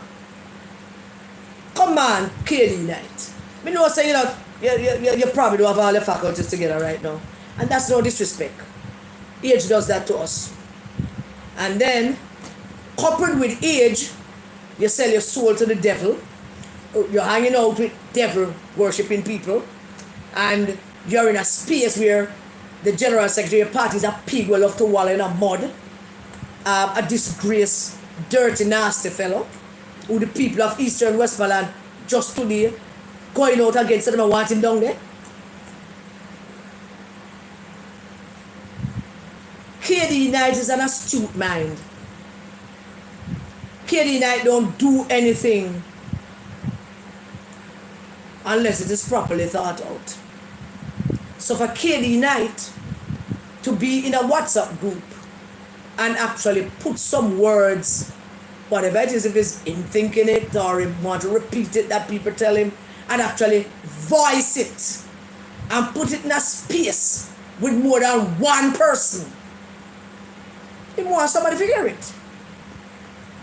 He wants it to be heard. Him do it and he wants it to be heard. So I met the voice note and he put it in the group and he wants it to be heard. And it's not just people saying it to him. That is also his thoughts based on how him say it. I tell him all the while must listen to words and people use them. Because lawyers think them slick. Them like to use words, but them know some people smarter than them will use the words too. Listen to them. Mr. Tufton played a part of it, and if that go to court, as KD is threatening to do, all that the court can say is that you manipulate it, and it's an election time. If that is accepted, I don't even know if you can go to court with that foolishness. But I suspect that the GLP will use the entire thing now, because the entire thing itself is damning. It's very damning that KD Knight is saying on a voice note. Nobody don't want Mark to the Prime Minister. Whole heap of PNP people where him talk to, and that whole of PNP people mean him in particular and the others, and him put it on voice note, which is something someone like KD Knight would never do if he don't want to get out. But he did. And the entire voice note itself is damning. So if him do that to Mr. Tufton stop saying it, or the JLP stop saying it, them have the full voice note, they have on social media. Them just repeat it and rinse it, sue everybody on social media. Like that. Just like how you see one KD Knight also put out a voice note about nobody know. The general secretary of the party can't get a seat because nobody know want him nowhere. You are the one who brought it to attention and said, imagine these people. Sidney Veach. I can't name all the general secretary of the party from the last time, but let us start. Phillips, Maxine Wilson, Julian Robinson, Burchell Whiteman, all the general secretaries of the party. Soon as it's time for them to get a seat, somebody walls in and give them a seat. And KD observed that the current general secretary of the PNP could not get a seat. Nobody don't want him anywhere. And that in itself was stunning. I mean, surprise, just boggles the mind. Can you imagine? Try and imagine Mr. Chan can't get a seat at the JLP. That would be something. So this is something that KD observed, that the general secretary been fighting to get a seat. Paul Roberts never fight to get South East St. Catherine. Maxine never fight to get South East St. Andrew. Burchell never fight to get Northwest St. Anne. Nobody fight to get it. DK never fight to get a seat. Well, afterwards, but as General Secretary, he sent to St. Andrew. Julian Robinson never fight to get it. He never fight to get a seat. And still a fight because the don't want him down there. And some whole heap of PNP people a plan for vote against him. So KD put out them the two voice note deliberately because KD want people to know that this is what he thinks. Come on. You can't assume Mr. Tufton. Hold on. If that is meant to shut up Mr.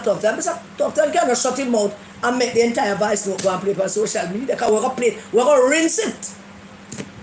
And if we did rinse it before, we're going to get fresh water and we're going to rinse it again. For the year. So this is what the PNP people said. But KD have a bigger problem. Much bigger problem. And the bigger problem is what he said on the voice note. Many people or some PNP people sabotage other PNP people to sabotage Dr. Phillips. Some PNP people sabotage some PNP people to sabotage Dr. Phillips. That's him who supported Dr. Phillips and supported Lisa Anna KD, saying to Uno and saying to all of you out here, them sabotage Dr. Phillips and them sabotage some candidates. Who are them? Not they. Who them? Who are they? But who them?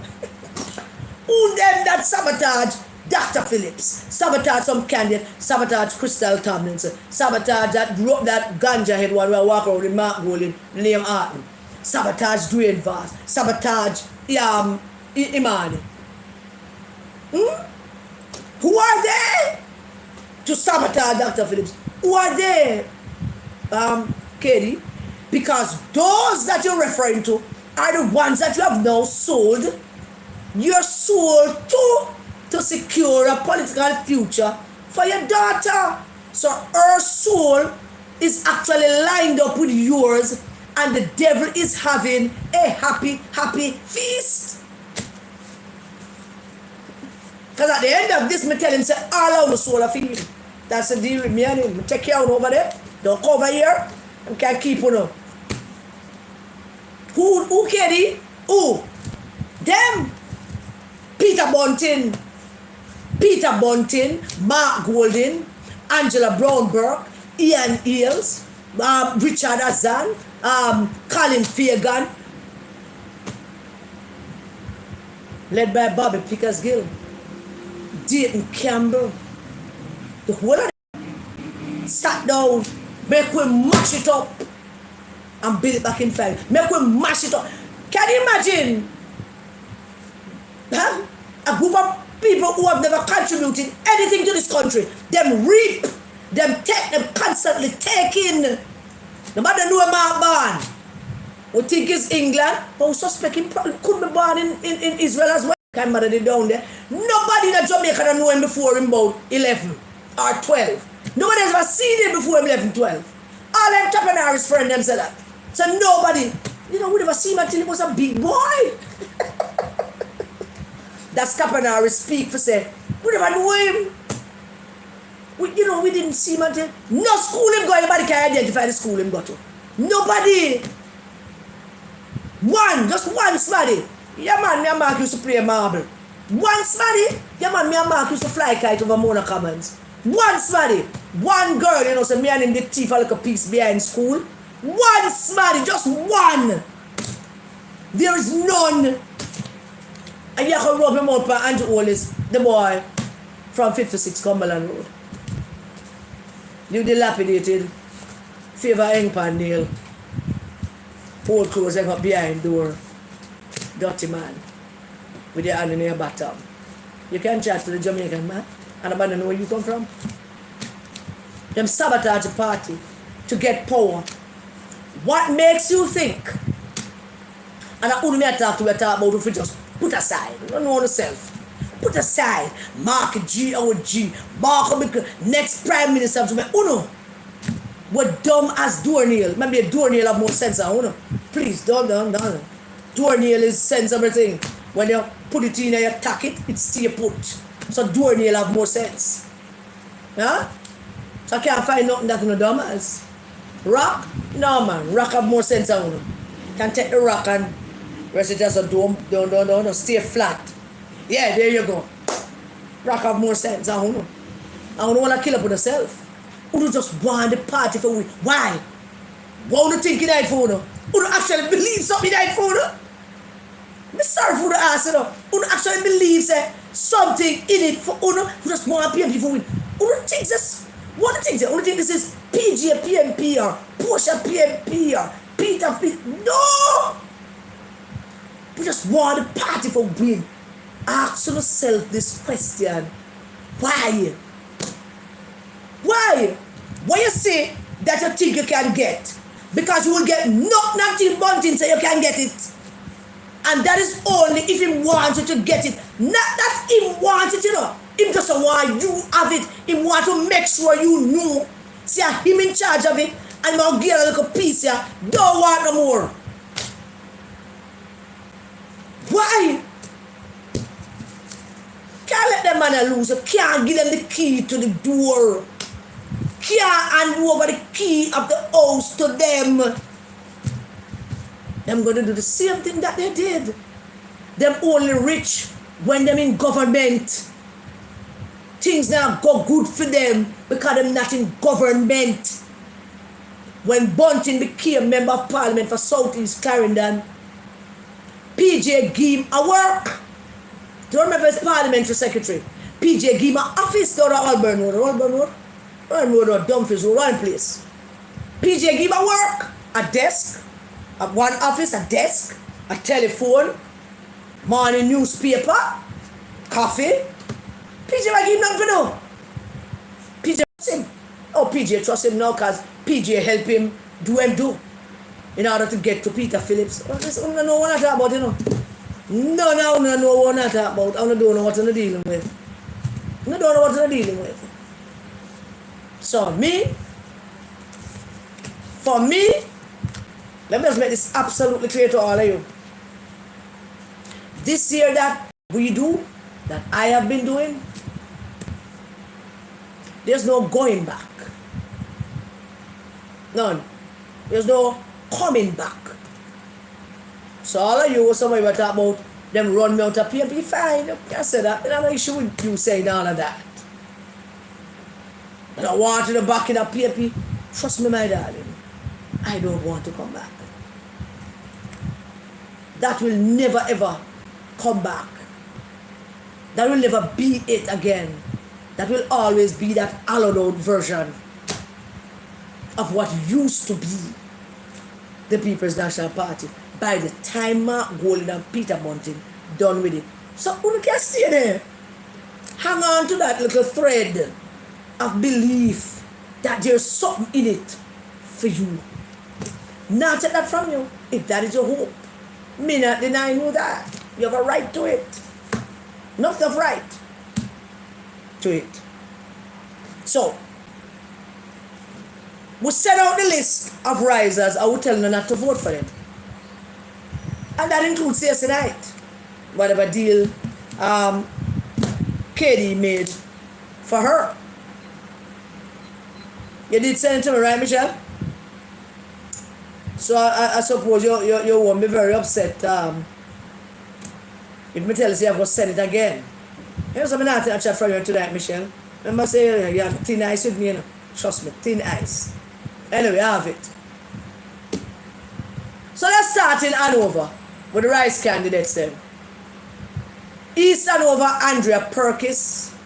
West Hanover, Heather Miller. We have a man them, you switch it end up in a ditch. PNP people, we are telling in Hanover, don't vote for them people here. Do what you did in 2020 if you find it difficult to vote for the JLP candidate. Just don't show up. Don't vote. Don't vote them at all. Don't give them the keys to this country. People of Eastern Westmoreland, this thing in a phone hands, you know, Una and Danny, you know. Danny working very hard over there. And I know some PNP people with Danny. But you don't have to stone Dayton, you don't have to lick him or hurt him anyway, but you can stone him. You don't have to fling no machete or no hurt him physically, but you can stone him. Stoning is not physical hurt, you just fling stone, make him run. Stone him, man. If you need any help, shout me. Because I know if you build Stony, if we used to build Stony for Head Avenue, for Stony people for Head Avenue, when them say we live around the gully, I would never like it. We build Stony for hide behind the big concrete wall, and them a pass to fling up stone upon them, and then go and tell them parents say, a dopey fling stone upon them, because them can't see it. In St. Elizabeth, Risers, Zuleka Jess, Norman Scott, and Miss Ifa War, Miranda Wellington. Do not, PNP people, don't go cast no vote for them people here. Do not. But I say, if you find it difficult to vote for the JP candidate, do what you did in 2020. Don't show up.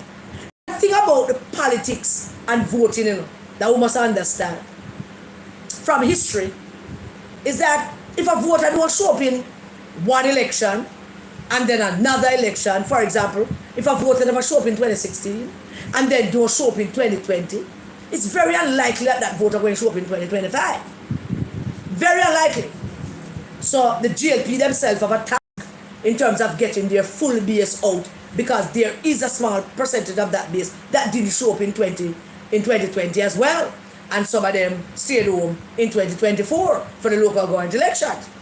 So it is a psychological and mental thing. I know that for a fact, based on studies, that people who don't show up to vote at least for 2 cycles, election cycles, are likely to not show up for the 3rd cycle either. I would need something something big to get them to come out for this one. So since Mark Golding have him on the bottom and nobody now listen to nothing him say, because I'm going to be the next Prime Minister of Jamaica or some crap like that, and the General Secretary fight for him seat, and everybody a fight for them seat, then all enough to do is don't show. Don't show. South Manchester, I can't impress upon a meow, you know. A meow now the battle with Bunting, you know. Yeah, man. I remember me telling you already, South Manchester. Every time me I come, me carry Jesus with me. It break my heart to take him from Jerusalem and carry him with me, but more help you know. So me carry him with me. Me carry him with me for help you know. I just wouldn't know for just have faith and talk to him. For help us with that Bunting, that cunning, diabolical, evil shadow of a man. Shadow of a shadow. And that Donovan Mitchell fellow. 100 baby mother, 250 picnic. Have no steady abiding place. The most disgusting mayor on the face of the earth. I don't want to put him in King Charles Parliament to represent people. Him. Clarendon. Well, Sian Barnes, well, him so deep into the Rice camp. Him used to be a good looking fellow. As I say, everybody that used to be good looking suddenly just get ugly. But they don't look good anymore. And them just look terrible. And I don't need to look at the mirror. No man, we're not a light pound, man. We don't need to look at the mirror. We don't look good. None of them don't look good. Then there is Mr. Wavell Hines, who did buy a poll from Dan Anderson to say that him have 40% of voters in Southeast St. Anne. And the people Southeast St. Anne run him way. And him gonna itch himself over in North Clarendon over Orius Daly seat. I don't know what to do with them people there. I don't have to tell you. I soon tell you everything I talk. Richard Hazard is on this list, but I not tell about enough to vote for Richard Hazard. I'm not doing that. But if you feel like you shouldn't, then maybe you shouldn't. Yeah? St. Catherine. No. Give me one reason why you should vote for Dr. Dawes. Dr. Dawes make him name in this country. Big name, big doctor. Under normal circumstances, Jamaica would do well with a Dr. Dawes. Normal circumstances. But let me remind you that these are not normal circumstances. So in the absence of normal circumstances, let us do abnormal things. Don't vote for that piece of crap. I don't know who's Andreen Higgins, but I imagine she one of them young woman where join Mark Golding them to mash up the PMP. Because anybody that has been rewarded by them was part of that mashing up process. Loxley Francis, Maurice Westney, all them people there. Dr. Kurt Wall, and the one named Kurt Matthews. I spoke to a lot of people from over that end. Kurt Wall and Kurt Matthews. A lot of resistance people down in places. Me leave all of that to Uno. Uno take care of that. Now the people of South St. Andrew, Mark Golding is a member of Parliament. And I can't even imagine why. Why Uno have him, you know? Alright, that's it. God have mercy. When we speak to people from South St. Andrew, boy, the kind of thing I get from South St. Andrew is, oh, him? I don't know with him, you know, Karen. I'm busy with them, you know. Because I know I never vote. I never vote at 2020, you know, Karen. I never vote at 2024, you know, Karen. I never vote. Now, nothing with them. Them are wicked.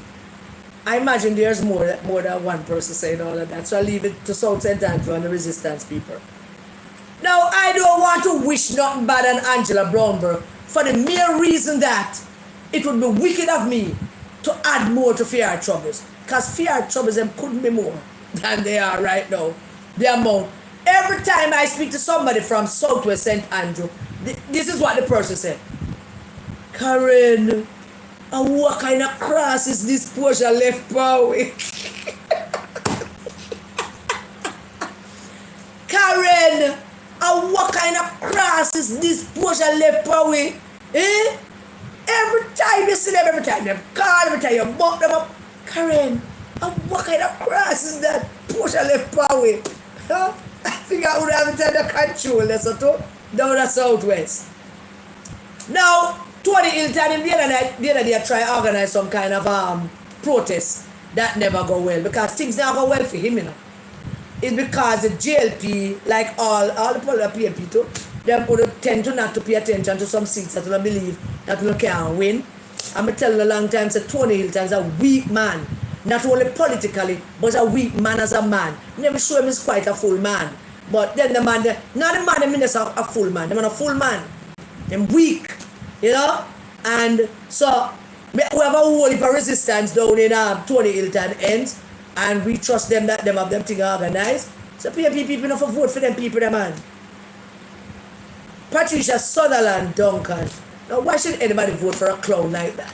Why do anybody want to elect Patricia Duncan Sutherland? Why? Why? What? You must ask yourself the question, why should I vote for these people? What could she bring that Favour couldn't bring except that Favour is GLP and she a PNP? What? Because you don't feel you can't talk to Favour? You see, that's a part of it that you don't get. That the Jamaican people and the culture is shifting. The voting culture is shifting. The body not. You see how people tell them about diehard? Then they're getting less and less. Then they're not enough anymore. No diehard, not enough. Diehard, a little bit of people now. Little teeny bit of people. More people now saying, you hear me? Me not dip on that with them. Me not in them, me not vote for them. Some reach a point where they say they're going to vote for them JLP candidate, but them clear-eyed about not voting for some of these PNP candidates. Them very clear-eyed. This is a brand new day, ladies and gentlemen. Nobody, nobody, no obligation. Nobody no own none of them candidates here, nor this version of the PNP and the Mark Golding and Peter Bunty. You no owe them any obligation. You no don't have to vote for them. You no don't have to. Them no owe nothing. You no owe them nothing. This is not your mother, your father, your grandparents' PNP. It is not. And whatever you wish for, or long for, or hoping for, it's not going to materialize with them money. Them say we could mash it up. You imagine them sit on a platform mash up Norman Man the party. Make we mash it up. That's what them say. You don't have no obligation to them. None. Nobody that Jews and certainly not from my end have an obligation to Paul Buchanan. Not a soul not obligated to him. We're not obligated to him now Mark Gold and PNP, and we not nobody now vote for him. Not a soul. I certainly not up here, sir. As much as we can muster. We don't owe them nothing. Who is this Christopher Henry fellow? Another riser that they brought in to help them mash down the PNP. Him. Hold on. Me never tell them about Joan Garden Webley. Me never tell West Rural about Joan Garden Webley. Me never tell West Rural about that. Because me know now have it under control, the resistance people up there. Resistance everywhere, you know. You just don't know. Resistance will walk beside, you know. In down the space. They're the fool, no. And yes, those who are quarrel with me and I call me and I send me voice note. Yes, Stacey Knight is a riser. She is. Miller Simpson. Now she have no sense at all. She walk up and down in her constituency where she's a rice candidate. She talking to people, knocking on homes and talking to people and looking for people who live in that area. Particularly the semi Tapanaris them, the middle level Tapanaris them. And she buck up on Tapanaris and the one Tapanaris said to her, say, a Karen Cross who wants as our MP, yes, so. And instead of trying to talk down the Tapanaris, she proceeds to say, oh, that girl too wicked, then not with her. You lost a vote. You lost about 7 votes from that one you had, if not more. By just saying that about Karen Cecilia. What's the matter with you? Don't know Japanese people, them love me. I want my Japanese people, the Japanese people, them love me, you know. You see them, I call me. I don't understand where I go on the road, you know. I don't live in, I don't look at echo chamber, so I don't know where I go on the road. Don't have a clue what taking place on the road. I live in a local place. So there it is. In Kingston, the people of Central Kingston and Lawrence, who I would imagine will take care of Steve McGregor. Over in Portland, I am confident that beautiful speaking Mrs. Vaz of Isaac and the Manners and Doreen wished to run against Mr. Vaz. It's just that. I wish to run and she's running. And that's all it will ever be. Over in St. Mary, I have made the acquaintance of a nice fellow they call Champ. That's his name again. I can get his name. So that I have his name. His name is... Soon get it. Maraj. A gentleman, a nice young fellow by the name of Maraj. He's going to have the Prime Minister over his place tomorrow. Mr. Maraj, I hope to see you on Saturday or thereabouts. I can firm up that. I come over there and see if we can bust up somebody about Omar Newell, who is a riser and a criminal. Because Bunting not trust him as Lawrence will point out. Because Bunting said Lawrence will watch him. So be a mix up over there, sir. I have nothing to say about Omar Woodbine. The resistance people and him will work that out. I have nothing to say about him. Ryan Sims is a man with all kind of secrets. And I would imagine that the PNP is allowing him to run, knowing that him can't win, so the GLP won't bust out him secrets. But I'm not sure of that. Them just like us bust it out and put it out there, you know. And Gabriel Morris is also baby. I must want a mountain baby man of that. I don't know. The rumors fly around enough what they're about. We don't vote for these people. Now, Mr. Patmore have the gall to tell people that he's going to beat Mrs. Dalrymple. Mr. Patmore, if you beat Miss Dalrymple, you can come spend a week with me. Just come for Tuesday and come hang out with me and take care of you the whole week. If you beat Mrs. Dalrymple, just beat Mrs. Dalrymple, that's a simple matter. And then talk to me. Come spend a week at Tuesday. Treat you like a king. Huh? Do it, let me say. Nikisha Burchell in South and Alan Bernard, the Rasta man. I don't even know if we'll reach that stage yet, you know, where people want to vote for a Rasta man. I don't know. I really do not know. Nikisha Burchell have a high hill to climb as one of the architect of mash up the party and build it back. The person who formulated all of those WhatsApp group and managing it and sending out instructions and all of that. So I'll leave it to the resistance people then over there. So I don't know Alan Bernard, but he's a Rasta man, and I don't know at all. But the people of these constituencies, these are the risers. I must not vote for them and don't support these people. Now, I want to say hello to a couple of people. I met a lovely lady the other day by the name of Pamela. I called her full name. Hello, Pamela. Know you're a fan. Michelle and Natalie. I told them that I met you and said hello. Sorry you're not going to be here to vote, but I know you're mobilizing a whole heap of people across the country to vote, and we appreciate that. We thank you for your support, and we thank you for watching us and for supporting us and spreading the word. God bless you and stay safe on your trip, alright? I hear the man over in Port Royal. It was lovely to meet some of you I met before. Yeah, we have a date set for link again. And it was lovely to talk to all of you and hear what you have to say. I hear, that one request, I see if I can honor that one request and leave with that founder. So thank you so very much. Now there's one thing that I am not going to talk about. I'm going to close off with this one thing that I close off with. So the PNP launching the manifesto at the Pegasus. So I hear today. Probably launched already. I don't even know if it's a knee-jerk reaction to the blood of Jesus sanctifying half a tree Sunday. So it probably is a knee-jerk reaction. I have absolutely no interest in their manifesto. I think them just come out to put out the manifesto because they want to stop the bleeding. Because them out there shout about blood and fire. But after Mr. Oldest finished Sunday night in Arbitrary, them alone a bleed. And I think that them go out now to put out this manifesto to stop the bleeding. And I am not going to talk about it. We're not talking about it in the resistance. We don't want to hear crap about them and their manifesto. But it would be interesting to see if we certainly will look at it, but we're not going to talk about it. We're not give them no coverage and no manifesto. We want to see them if the things that they have in it are the things that they have been talking about. That will be interesting to see, and that is what we'll be focusing on. I don't know if the GLP would understand that.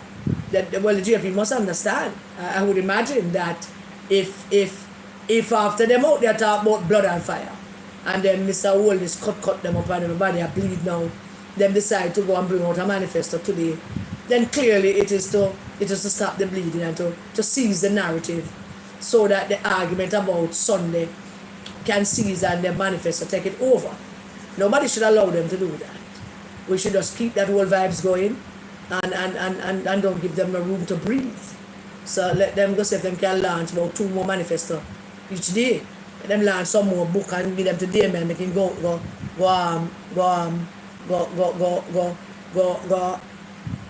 issue them. Yeah, that's true. So there is that. Now, we are my labor friends and I'm going to gather alone. All of my labor friends, I'm going to gather around now. Because this final word is always for you. You see that whole argument about crowd and crowd size and how much people came to what? So much so it rattled the pedophile him. It rattled him so badly that him went and started post up all kind of different crowd size from different meetings, most of which was Portia's meetings, and him started put it out. From my experience, a crowd at a political rally is basically a great part of your base. It's people that are already committed to voting for you. And chances are they will turn out to vote for their respective candidates. Who Mr. Holness was speaking to on Sunday is you, but also the other people. The other people who say them now vote. The other people who say them are not with politics. The other people who did show up in February 2024, and the other people who never show up in 2020.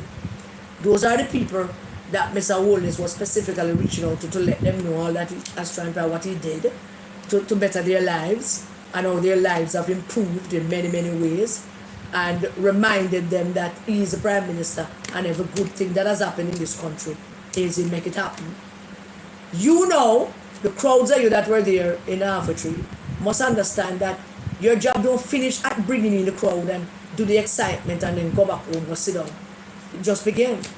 Remember, this is not over until all the ballots are in the box. So I'm saying to you, go out there, go pick them off one by one, talk to all your JLP people who you know did not show up the last time, the new voters, all the people iffy and itchy, there are still those. There are still a lot of those. We need to go get them, go talk to them, go reiterate to them what the Prime Minister is talking about and get them to sign up to vote. And then there are the disgruntled PNP people who have no intention of voting for the Rice candidates and to make Mark Golding no Prime Minister of Jamaica. Don't sideline them. Look for your base first. Look for your people first. Find them and make sure you have all of them lined up to make your numbers. And then go look at the numbers. Add up more. Bring more. Add one more every day. And keep building. There's no time to rest. You can all rest when you're dead. But don't rest now. Don't sleep now. Go find those people. And don't believe that the big meeting in Arbitrary or Mr. Oldest or walking up and down or Mr. Oldest meeting going on in Montego Bay or whatever it is that's going on. Don't think that is it. That is not it. Pay attention. Keep focus on what is important. And the most important thing is getting voters to the polls. get those ballots in the boxes. That's the most important thing.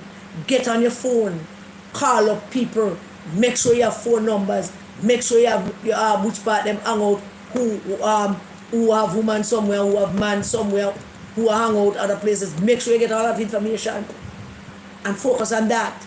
So enjoy the euphoria of Sunday, but get going. Don't stop. It's not over. And if we don't do every possible thing we can, you run the risk of Mark Golding becoming Prime Minister of this country. And believe you me, 80% of this country don't want that. This is not no PMP country. It's not even split anymore. They are just people and voters. People not talking about colors now. People talking about results. Results which they see. But the results is not only it alone. You have to now convince them not only that that result is good here, but we have some more things to cover and more to come. So convince them, go and talk to them, convince them to vote for their JLP candidate. The people in South Manchester like to end with you. See you guys soon. Now we're going to make Bunting go sit up on him toilet. And don't wake up until September 4th. Don't get up until September 4th. Alright, some people are going to call in, I'm told. I am ready. Yeah, whenever you are, you can call. If you're still awake, that is. If you're not awake, that's alright.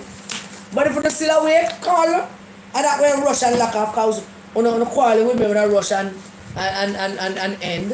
After I make the altar call about the call, then they say I rush and I hide.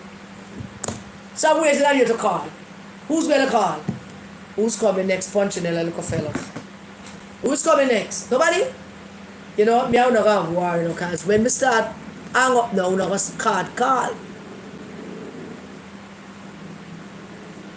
Okay, I see. There we go. Calling. Hello, good night. More calls. Just hang on if you're not getting through yet. Just hang on. We'll soon make it get through. Hello? Go ahead and talk. I'm listening to you. Hi, baby. How are you doing? How are you? I am great. God is good to me.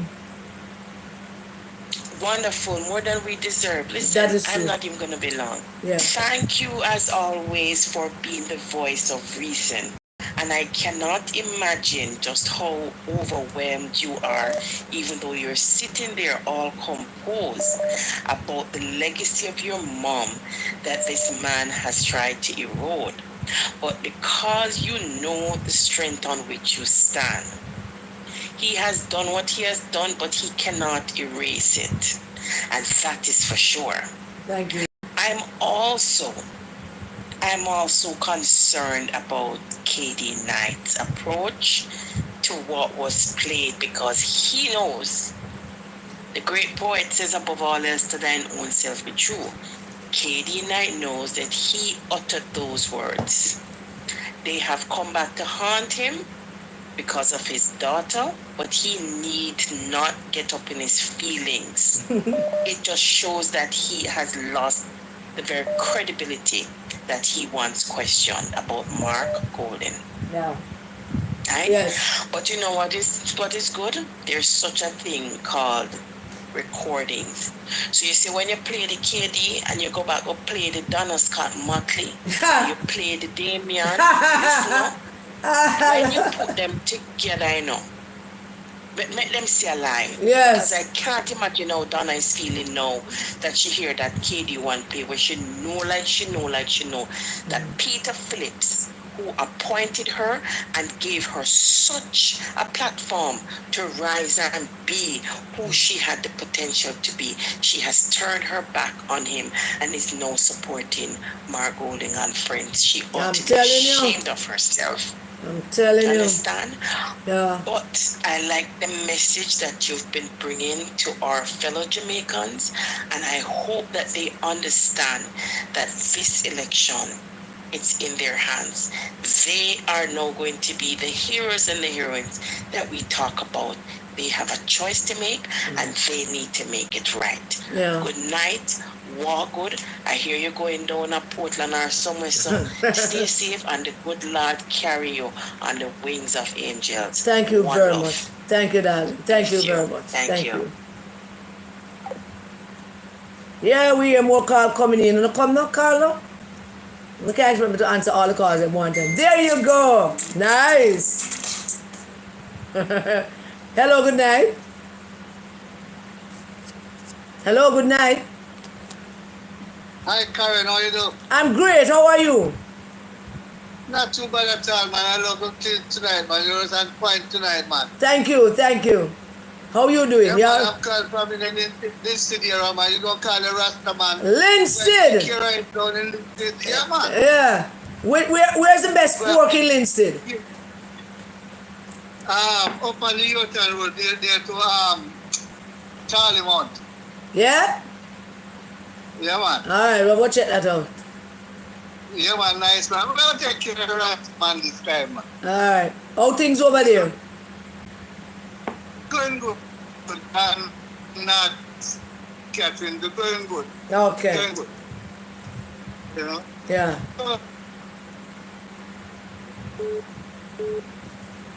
Up on the campaign one of them. You should. You should. You should. Alright. Yeah. Alright. Okay then. Alright, Papa. Take care. Yeah.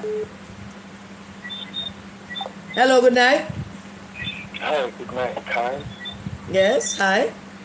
How are you? I'm great. How are you? A little bit troubled, Karen. What are you troubled about, darling? Tell me. Let me see if we can help. Troubled that you have such a vast reach in your platform, and that instead of pinpointing issues, right, that we can actually work on in a collective manner to build and improve and develop the very fragile democratic institutions that we have here in this country. You have in fact chosen to do instead, Garrett, right, is lambast the People's National Party for having a new arm, if I may say that you are not a part of. Is it possible? And may I state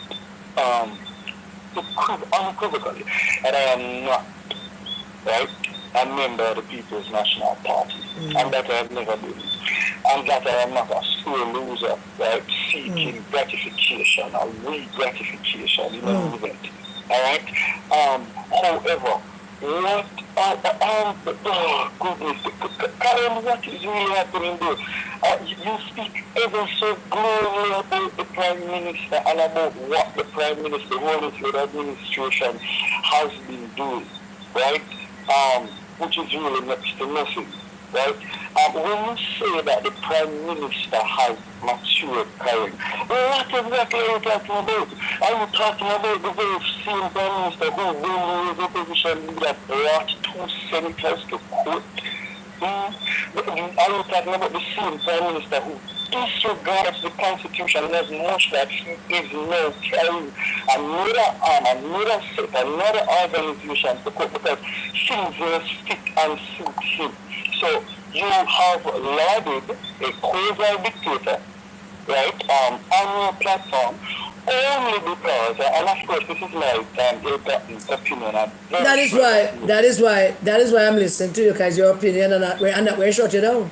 That's why I'm listening. I'm allowing you to talk. I'm coming to a very quick close. No man, I'm allowing you to talk, man. Talk all you want, man. Talk, man. But it's not about talking all that. But are you a talk? Because I am really not listening to you all what you are saying now. It don't mean a thing to me what you're saying. But this is a no, we're not having a dialogue, sir. We're not having a dialogue. This is my platform, and I choose to discuss what I want to discuss in the way that I want to discuss it.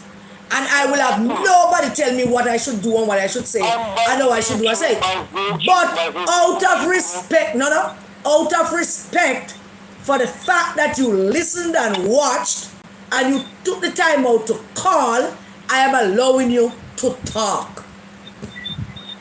So talk. And that it is your platform on a supposedly quote-unquote free media, okay? And so in as much that you are very much entitled to discourse on whatsoever you desire, I am equally so entitled, Karen, as you clearly made mention earlier, to call and voice my tidbit on the matter, right? Your glorification of a quasi dictator, just go and cut with and go and cut with it. And this convoluted development that benefits who? That benefits who? What does development look like, right? In my view, is only just an attempt, a wild attempt to continue, right? A wild attempt, Karen, to massage the rules of your not being readily involved in the nitty-gritty of the People's National Party. I would desperately appreciate if you were to even consider using your platform as a means for addressing the real issues that need to be addressed, like transparency.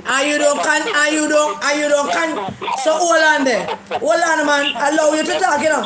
I allow you to talk, you know. I could have locked you down long time I said about your way, you know. Because you sound like a riser. Yeah. Are you suggesting that I am not, you want to take me to task about how I'm using my platform? I don't get you. I get that right? No, not taking you to task about how you use your platform. Yeah. Humble question is just because I tend to use a lot of words. Please do forgive me. Yeah. Humble question, Karen, that you broadly spectrum. And you know what I about and yes, I've got the rise versus the resistance. I think you're a part of the resistance. No, I'm not going to lock you off because you sound like you're making fun of us now, so no, I'm not going to tell you good night. Yeah, but you sound like, no, if you start ridicule, no. But if you start to ridicule the resistance, I'm going to hang up on you. And that may make you know, because I have shown tolerance to you to express your own views. But if you ridicule the resistance, then I'm going to hang up on you.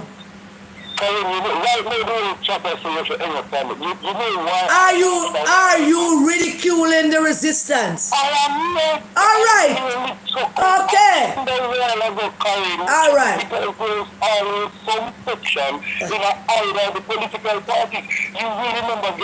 All right. So you have expressed your views, right? Right. Okay. I do pray that you no, I will not take anything you say into consideration. But you should be grateful. Yeah, but you should be grateful that I allow you to talk. I am ever so grateful. Yeah, man. Yes, man, be grateful. All right, then. Thank you so much for calling. All right, then. Anybody else want to come chastise me about what my program? Anybody else want to come in and argue with me about what I should do and should not do? Nobody else? Want to call them, man? Anybody else want to call? Where's Ray? Ray, I thought you say where to call. But you can't call again, Ray. No, it's what time is it? It's can't see not there, so. Hi, Lord. It's after 10. All right. Oh, more calls.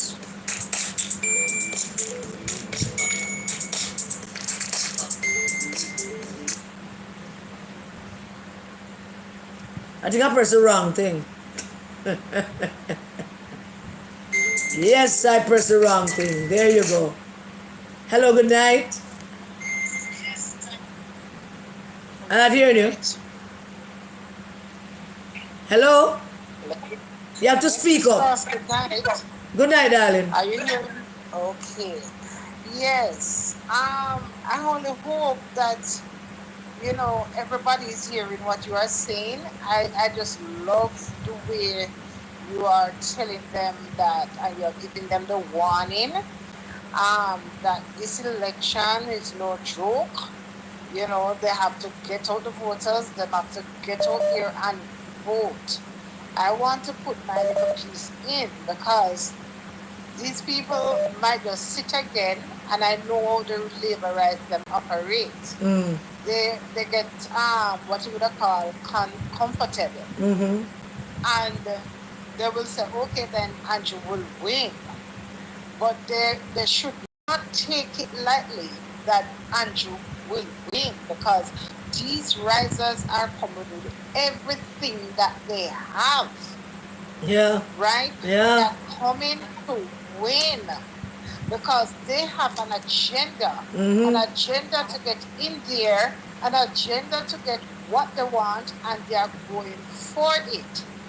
The thing is that the people must understand is that after this election, and if they should win, PNP is done. There won't be any PNP anymore. Let us not cross that bridge yet. Let's not cross that bridge yet. First we need to obliterate It's them. going to be done. Yeah.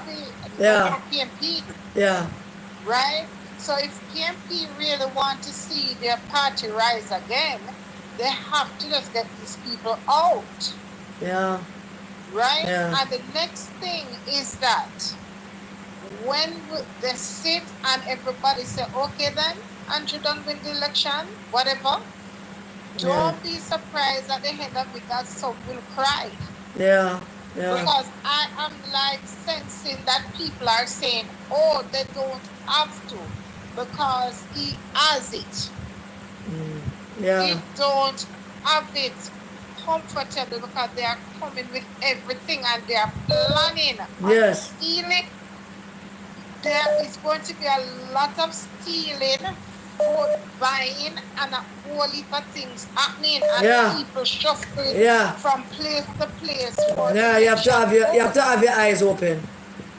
Right. So if these Jamaicans sit down and be comfortable like Trump and what's the name, then at the end of it, whatever happens in Jamaica and to us and all this that is built going in the right direction, reverse, because that is what with the GLP. They go in and they build. Nice. And what they do, they lose the next election and it is reverse. Okay. Right? Okay. So if we sit and be done complacent. If we stay there complacent, thank you for the word. Yeah. Yes. Yeah. That will cost us. Yes. Thank you. And don't sit down and think on the people them coming from abroad. Those who are saying that they are coming and whatever. Our duty out here is to get the job done. Yes, it is. It is. And the next thing is that Bunting is missing, and everybody is saying, where is Bunting? Where is Bunting? Bunting him in the wilderness hiding. Him hiding from Karen Cecilia. In a dark place. Him hide from Karen Cecilia. Like I tell you something. Him want to come out with a swing and a bang. Him hide from Karen Cecilia, man. Bunting hide from Karen Cecilia. Every time him hear me, the son him run and hide, man. Okay. It's up Manchester. All right, darling. Down because yeah, man. sense of feeling in a Manchester. All right. Manchester, St. Thomas, St. Anne's, all right. Portland. Thank you for calling. Okay. All right, darling. All right. Good night. Night. Yes, yes. Hello, good night. Hello, good night. Good night. Hi, Karen. Hi. I just want to say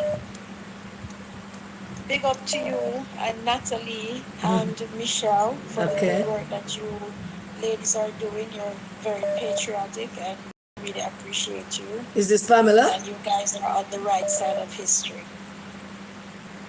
For the caller that called before, that gentleman there, I think he was the same one that's in the comment section talking about things. I think he blew some screw along the way.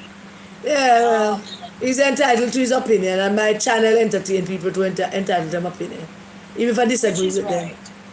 Which is right. So. And at one point, it seems as if we take the platform for a joke. This is no joke. Our democracy is at risk. Yeah. Our country is at risk. And where our country is and is poised to be, we cannot allow these risers to take over the country like they did with the PNP party. Yeah. And for the other caller that called, I don't think anybody is taking this election lightly. I see a lot of persons coming on social media and saying that, and I don't believe that is true. Yeah. We have been through the PNP. I was born in the 80s, grew up in the 90s under PJ Patterson, and I have lived under numerous prime ministers. But this current PNP, we have never seen this PNP before. I don't believe any Jamaican, any well-thinking Jamaican want to gamble the country's future with these men. We have seen their gimmicks. They have no plans for the country. They're talking about building homes in swampland and 1% tax on food and affordable health care. What is that? Anytime we hear the word affordable, that means money. Yes. And they're Yes. talking about Taxpayers too. Taxpayers. Yeah. Exactly. And people are watching, and I don't believe these voters are voters from the years back. Yeah. We are a different breed, and we are not saying PNP and JLP right now. We are saying Jamaica. Yes. That's what we are saying. Yes. And Yes. the party that is providing that for us, that is the party that we are sticking with. Yeah. The low crime rate, the slashing of the poverty, the poverty rate, and all these investments and all these things that we are not used to. Take for instance a school bus. When I was going to school, Karen, I'm telling you, sometimes when I get off the bus, I cannot walk. I have to stand for some minutes because my legs are dead. Because I have to stand up or I have to sit on that hot place beside the driver there to get where I'm going. Okay. So, I mean, it's a wonderful thing. Exactly. It's a wonderful exactly. thing. It's a wonderful Exactly. thing. So us as Jamaicans, I don't think we're taking this election lightly. We are a different breed, and we say Jamaica. That is what we're saying. Brand new Jamaica. Thank you, sweetie. That is my little piece. You're welcome. Thank you for calling, darling. Okay. Hello, good night. Hello, good night. Hello, good night. Yes, Miss Cross, how are you? I'm great. How are you? I'm fine, thank you, man. Regular listener, but first time calling you. Ah, thank you. Welcome. Yeah, man. I find your platform very, very informative. And what makes you so authentic is that you would have been in the system. So when you speak, you're not speaking from a place of, I try. From just opinion, right? You're speaking from a place of experience. And so for the sensible Jamaicans, which we know we have a lot, we listen to you, and as the saying goes, if the shark goes to the river and come back and tell her that the fish goes to the river and tell the shark, you should believe them. Yes, because you're speaking from experience. And so what you're saying, and one of the things too, what you're saying is going to go over a lot of people's head, and the reason for that is this whole die-heartedness that people tend to stick to. And as you say, that is becoming a very extinct bunch of people. Yeah, it's getting smaller. It's getting smaller. Yes, but there are still some there, and just listening to you, giving your analyzing the whole meeting on Sunday night, it says a whole lot about you and your character. But listening to you, thank you. You have your loyalty to an organization that you have been a part of for, as you say, over 40 years.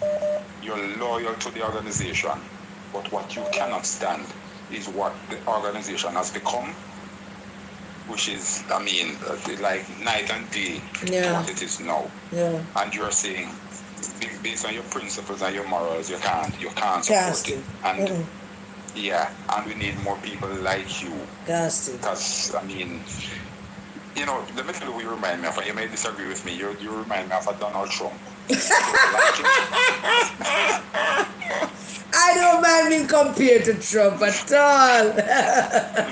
I don't mind being compared to Mr. Trump at all. And let me tell you, your characteristics and his, you're similar. You talk, you say it as it is. But I hope I'm kinder. Now, look here, man. Let me tell you, all of us, we are unique in our own way. Because some people we are, far yes. off and see you, they judge you from a distance. But if they get to know you, then you're not perfect, you know. No. None of us are perfect. No, we are not. We are not. But if- We are but if I we get are to- beautifully, perfectly imperfect. Okay. And if I get to know you, I mean, not just from a distance, not as an acquaintance, but get to know you, what you stand for.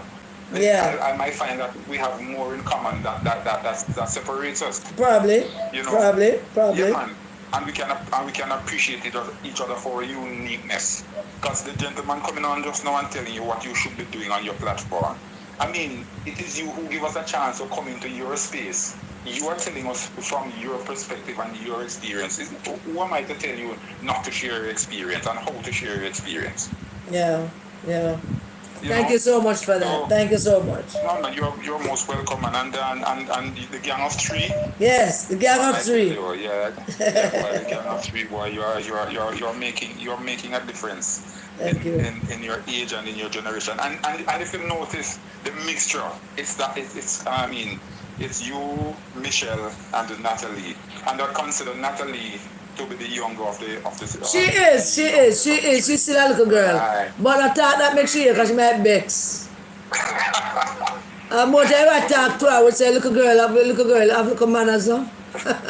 Yeah, but what would be an egg sandwich without the egg in the middle? Because I mean, bread and both side they need something to hold to complete it. Yeah. And so she would be that balance in the middle. But look here, man, I can appreciate what you're doing, and I see that you have matured in such a way that you know it's no longer about just the party, but it's about your country and about what you want to see your country become, and who you'd like to see at the helm.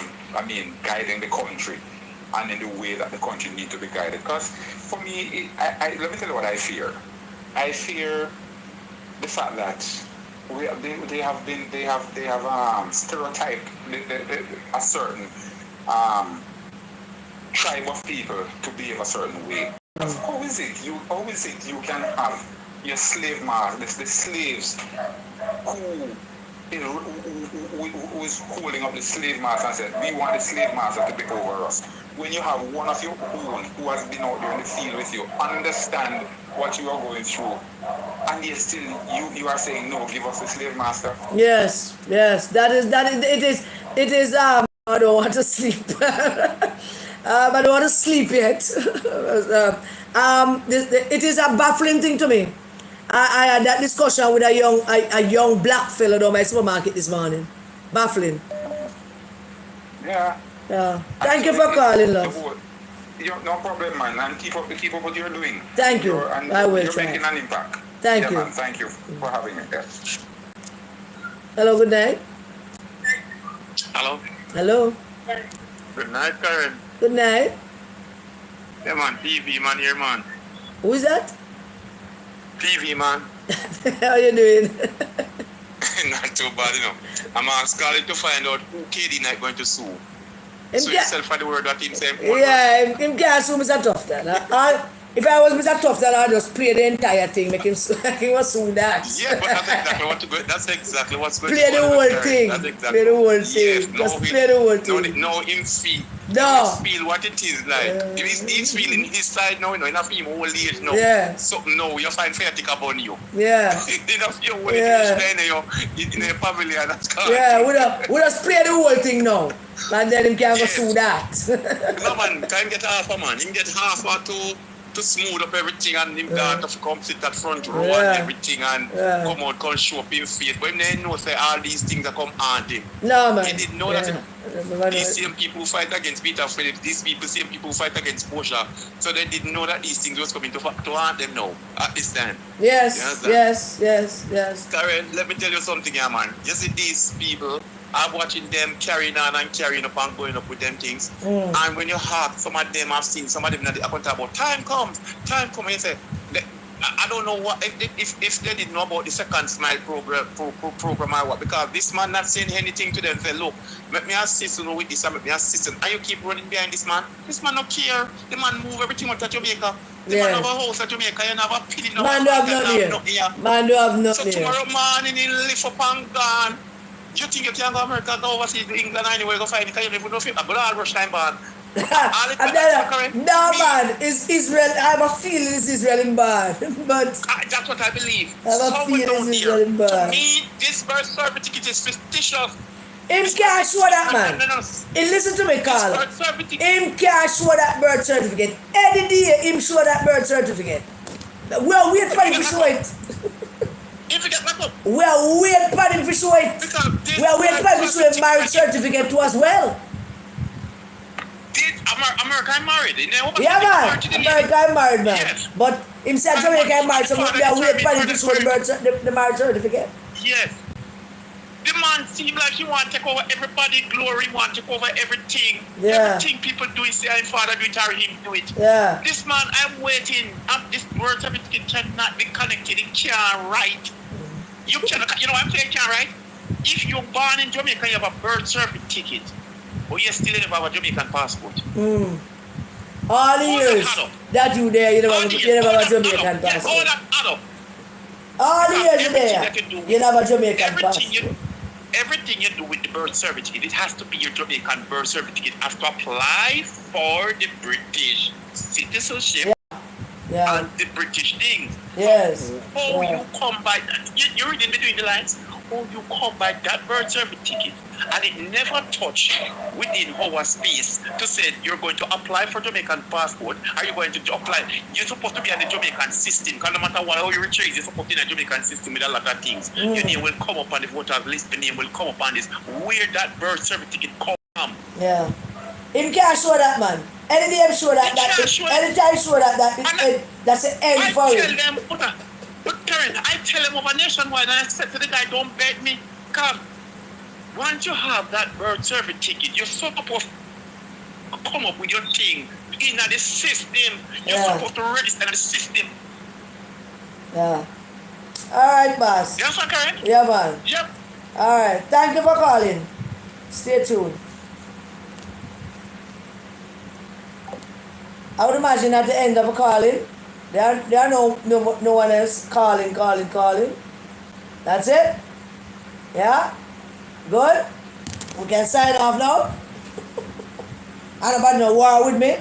That may hang up and too quick. Yeah? We're good, right? Everybody good? Alright, what are we saying on the live now? Karen want to sleep? Oh, you know I want to sleep, Godfrey. Karen tired for true. I'm waiting out, so we need for sleep. Alright, thank you all so very much. Michelle, you were calling? Oh, Michelle was calling. I could call back Michelle. Who are you? Michelle have to say, because Michelle have a call in because Michelle don't want to be fired. Hello, Michelle. Hello, good night. Hello, good evening, Miss Cross. Good evening, darling. First, I want to come in and like we start the program tonight with the Prime Minister getting the punches over 4 years and have a respond. You know, you always illustrate your program with movies. So it reminds me, it reminds me of this movie. I can't remember the name, but I'm assuming that you have seen. It's a great movie. Tell me. With Jaden Smith. When he and his mama, they couldn't meet like in America, and then they even went to China. And because he was it's a remake version of the Karate Kid. Yes, right. Yes, it's a remake. It's a remake. Yeah. Right. So every corner that Jaden, when they try to bully him and beat him and him take it until in the hand he broke this boy house, the other guy, the child boy house in front of everybody. Yes, deal with him wicked. So the Prime Minister hold it. And he got so emotional Sunday night. Yeah. Right? Over the whole situation. And, you know, we were saying, all right, just hold it, Mr. Prime Minister, just hold it. So, in the end, no, he just give it to them. So, give it to them from the night. Yeah, he did give it to them. Decent and nice. Decent and nice. Yes, he did. Yes. And I don't know if you watch this in the live with the young man, the gentleman down in Eastern Westmoreland today. I don't see them yet, but them in the war room. I have to go through the war room before I sleep tonight. But I saw the war room full of those things. the guy won bad. And he was saying things that you people have been saying. He was saying, all right, he said that Luther Buchanan won and lost, and he was okay with it, right? So they want Mr. Dr. All. And he said they put Dr. All is from there, and Dr. All wanted to run, and they come and they push out Dr. All and release this man. So this man get beaten from where him born and grow and come there, no one can run things. And him say what hurt him is that him car is outside and him car decorating orange, and there is nobody to care because the whole community turned green. That's strange. Yes. Yeah. Him said and him said when him approached him and asked him, he said with no violence, with no hatred, them. Hello? Hello?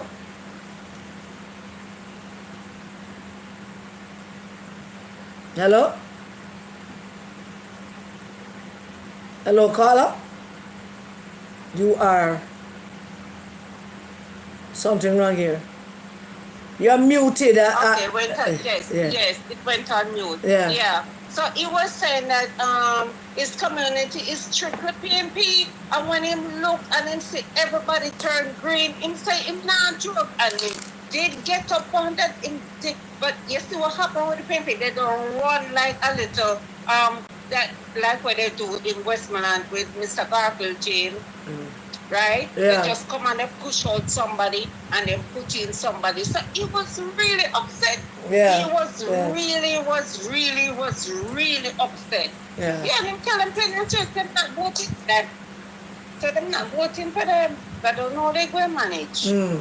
Thank you. All right, Miss Curry. That's darling. Thank you. Michelle, you calling, call back now? Because if it's a work you want secure, call back now.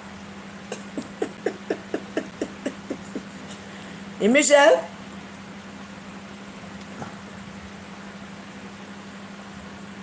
Michelle, you will call back? You've been calling down the places, what? Huh?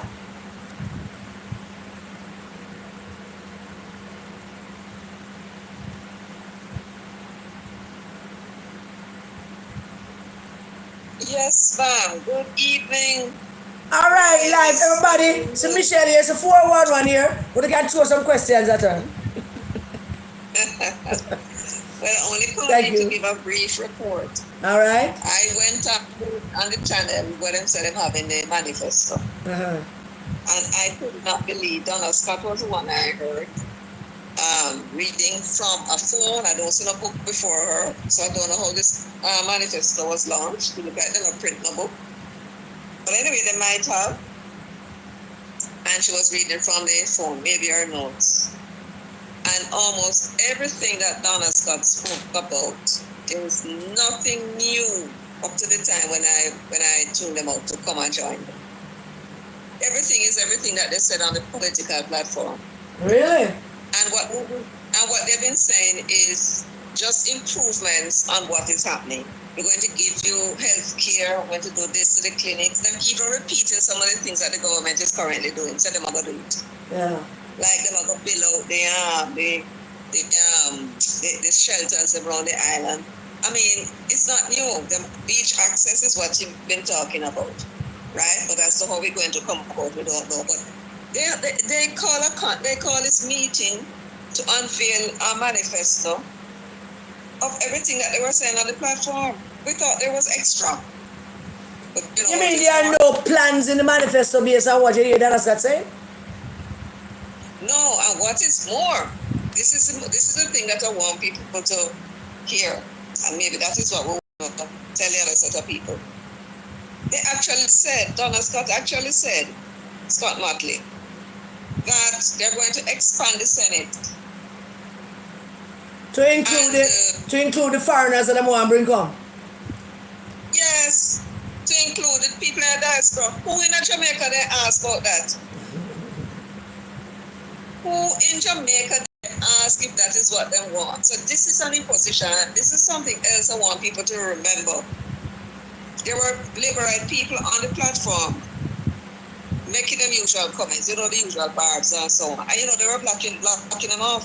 Carmen Glover was in the comment section. I point out to them, admin, block so-and-so, admin, delete so-and-so. And I sit down there, watch them delete. And I didn't see when the comments disappear immediately, It was somebody in the comment section said, look, them are clear out all of the comments, them and clear out the people. I love. I want a famous person call me and sit up on my phone and chide me about how I do me show me now block him. No. Imagine if those people became the people in Jamaica fool enough to go put them there. Hard yes enough to go put them down, don't listen. Yeah. And the cleaner, everybody, the observer and the writer oppose them what it is for them communications person be doing to that news network and that person. That used to happen in the past, I'm sure you screenshot some of them things. I think I did, I did. All right then. But what I'm saying is, these are things that used to happen in the past, and they don't have any tolerance for views other than no, then they have no tolerance for dissent. There's no tolerance for dissent. Which means they have no use for freedom of speech. No. And if you were to stupid enough and give them power, now them can control, then what do you think will happen to them people will have things to say about them, what they don't want? If they want to clear, look here, no man. Don't bother about yourself over here. Don't bother about yourself over there. I'm going to sign off now. All right. All right, darling. Good night, everybody. So nothing new. Nothing That's new. as far as I heard. So Jamaica 411 just report that there's nothing new in the manifesto. And therefore, what was the point of it? I don't know. But we're not giving that manifesto thing no will for airplane. We're not doing that. No, but there's nothing new, so there's nothing to tell except the fact that them claim them going to be putting foreign people in our parliament to make law over we and them live foreign. And that is probably telling us that Mark Ronan did not renounce. Yeah, he not renounce his citizenship. I must make a note of that. Don't want to forget it. All right then, everyone. All right, darling. So that's it. Love you too, darling. Thank you all so very much for being here. It was lovely to have you all. I don't think I'll be doing a live on Thursday. So God's willing, I will see you all again next Tuesday. So stay safe, everybody. Please do. And keep the children safe as well. God bless you all. Good night.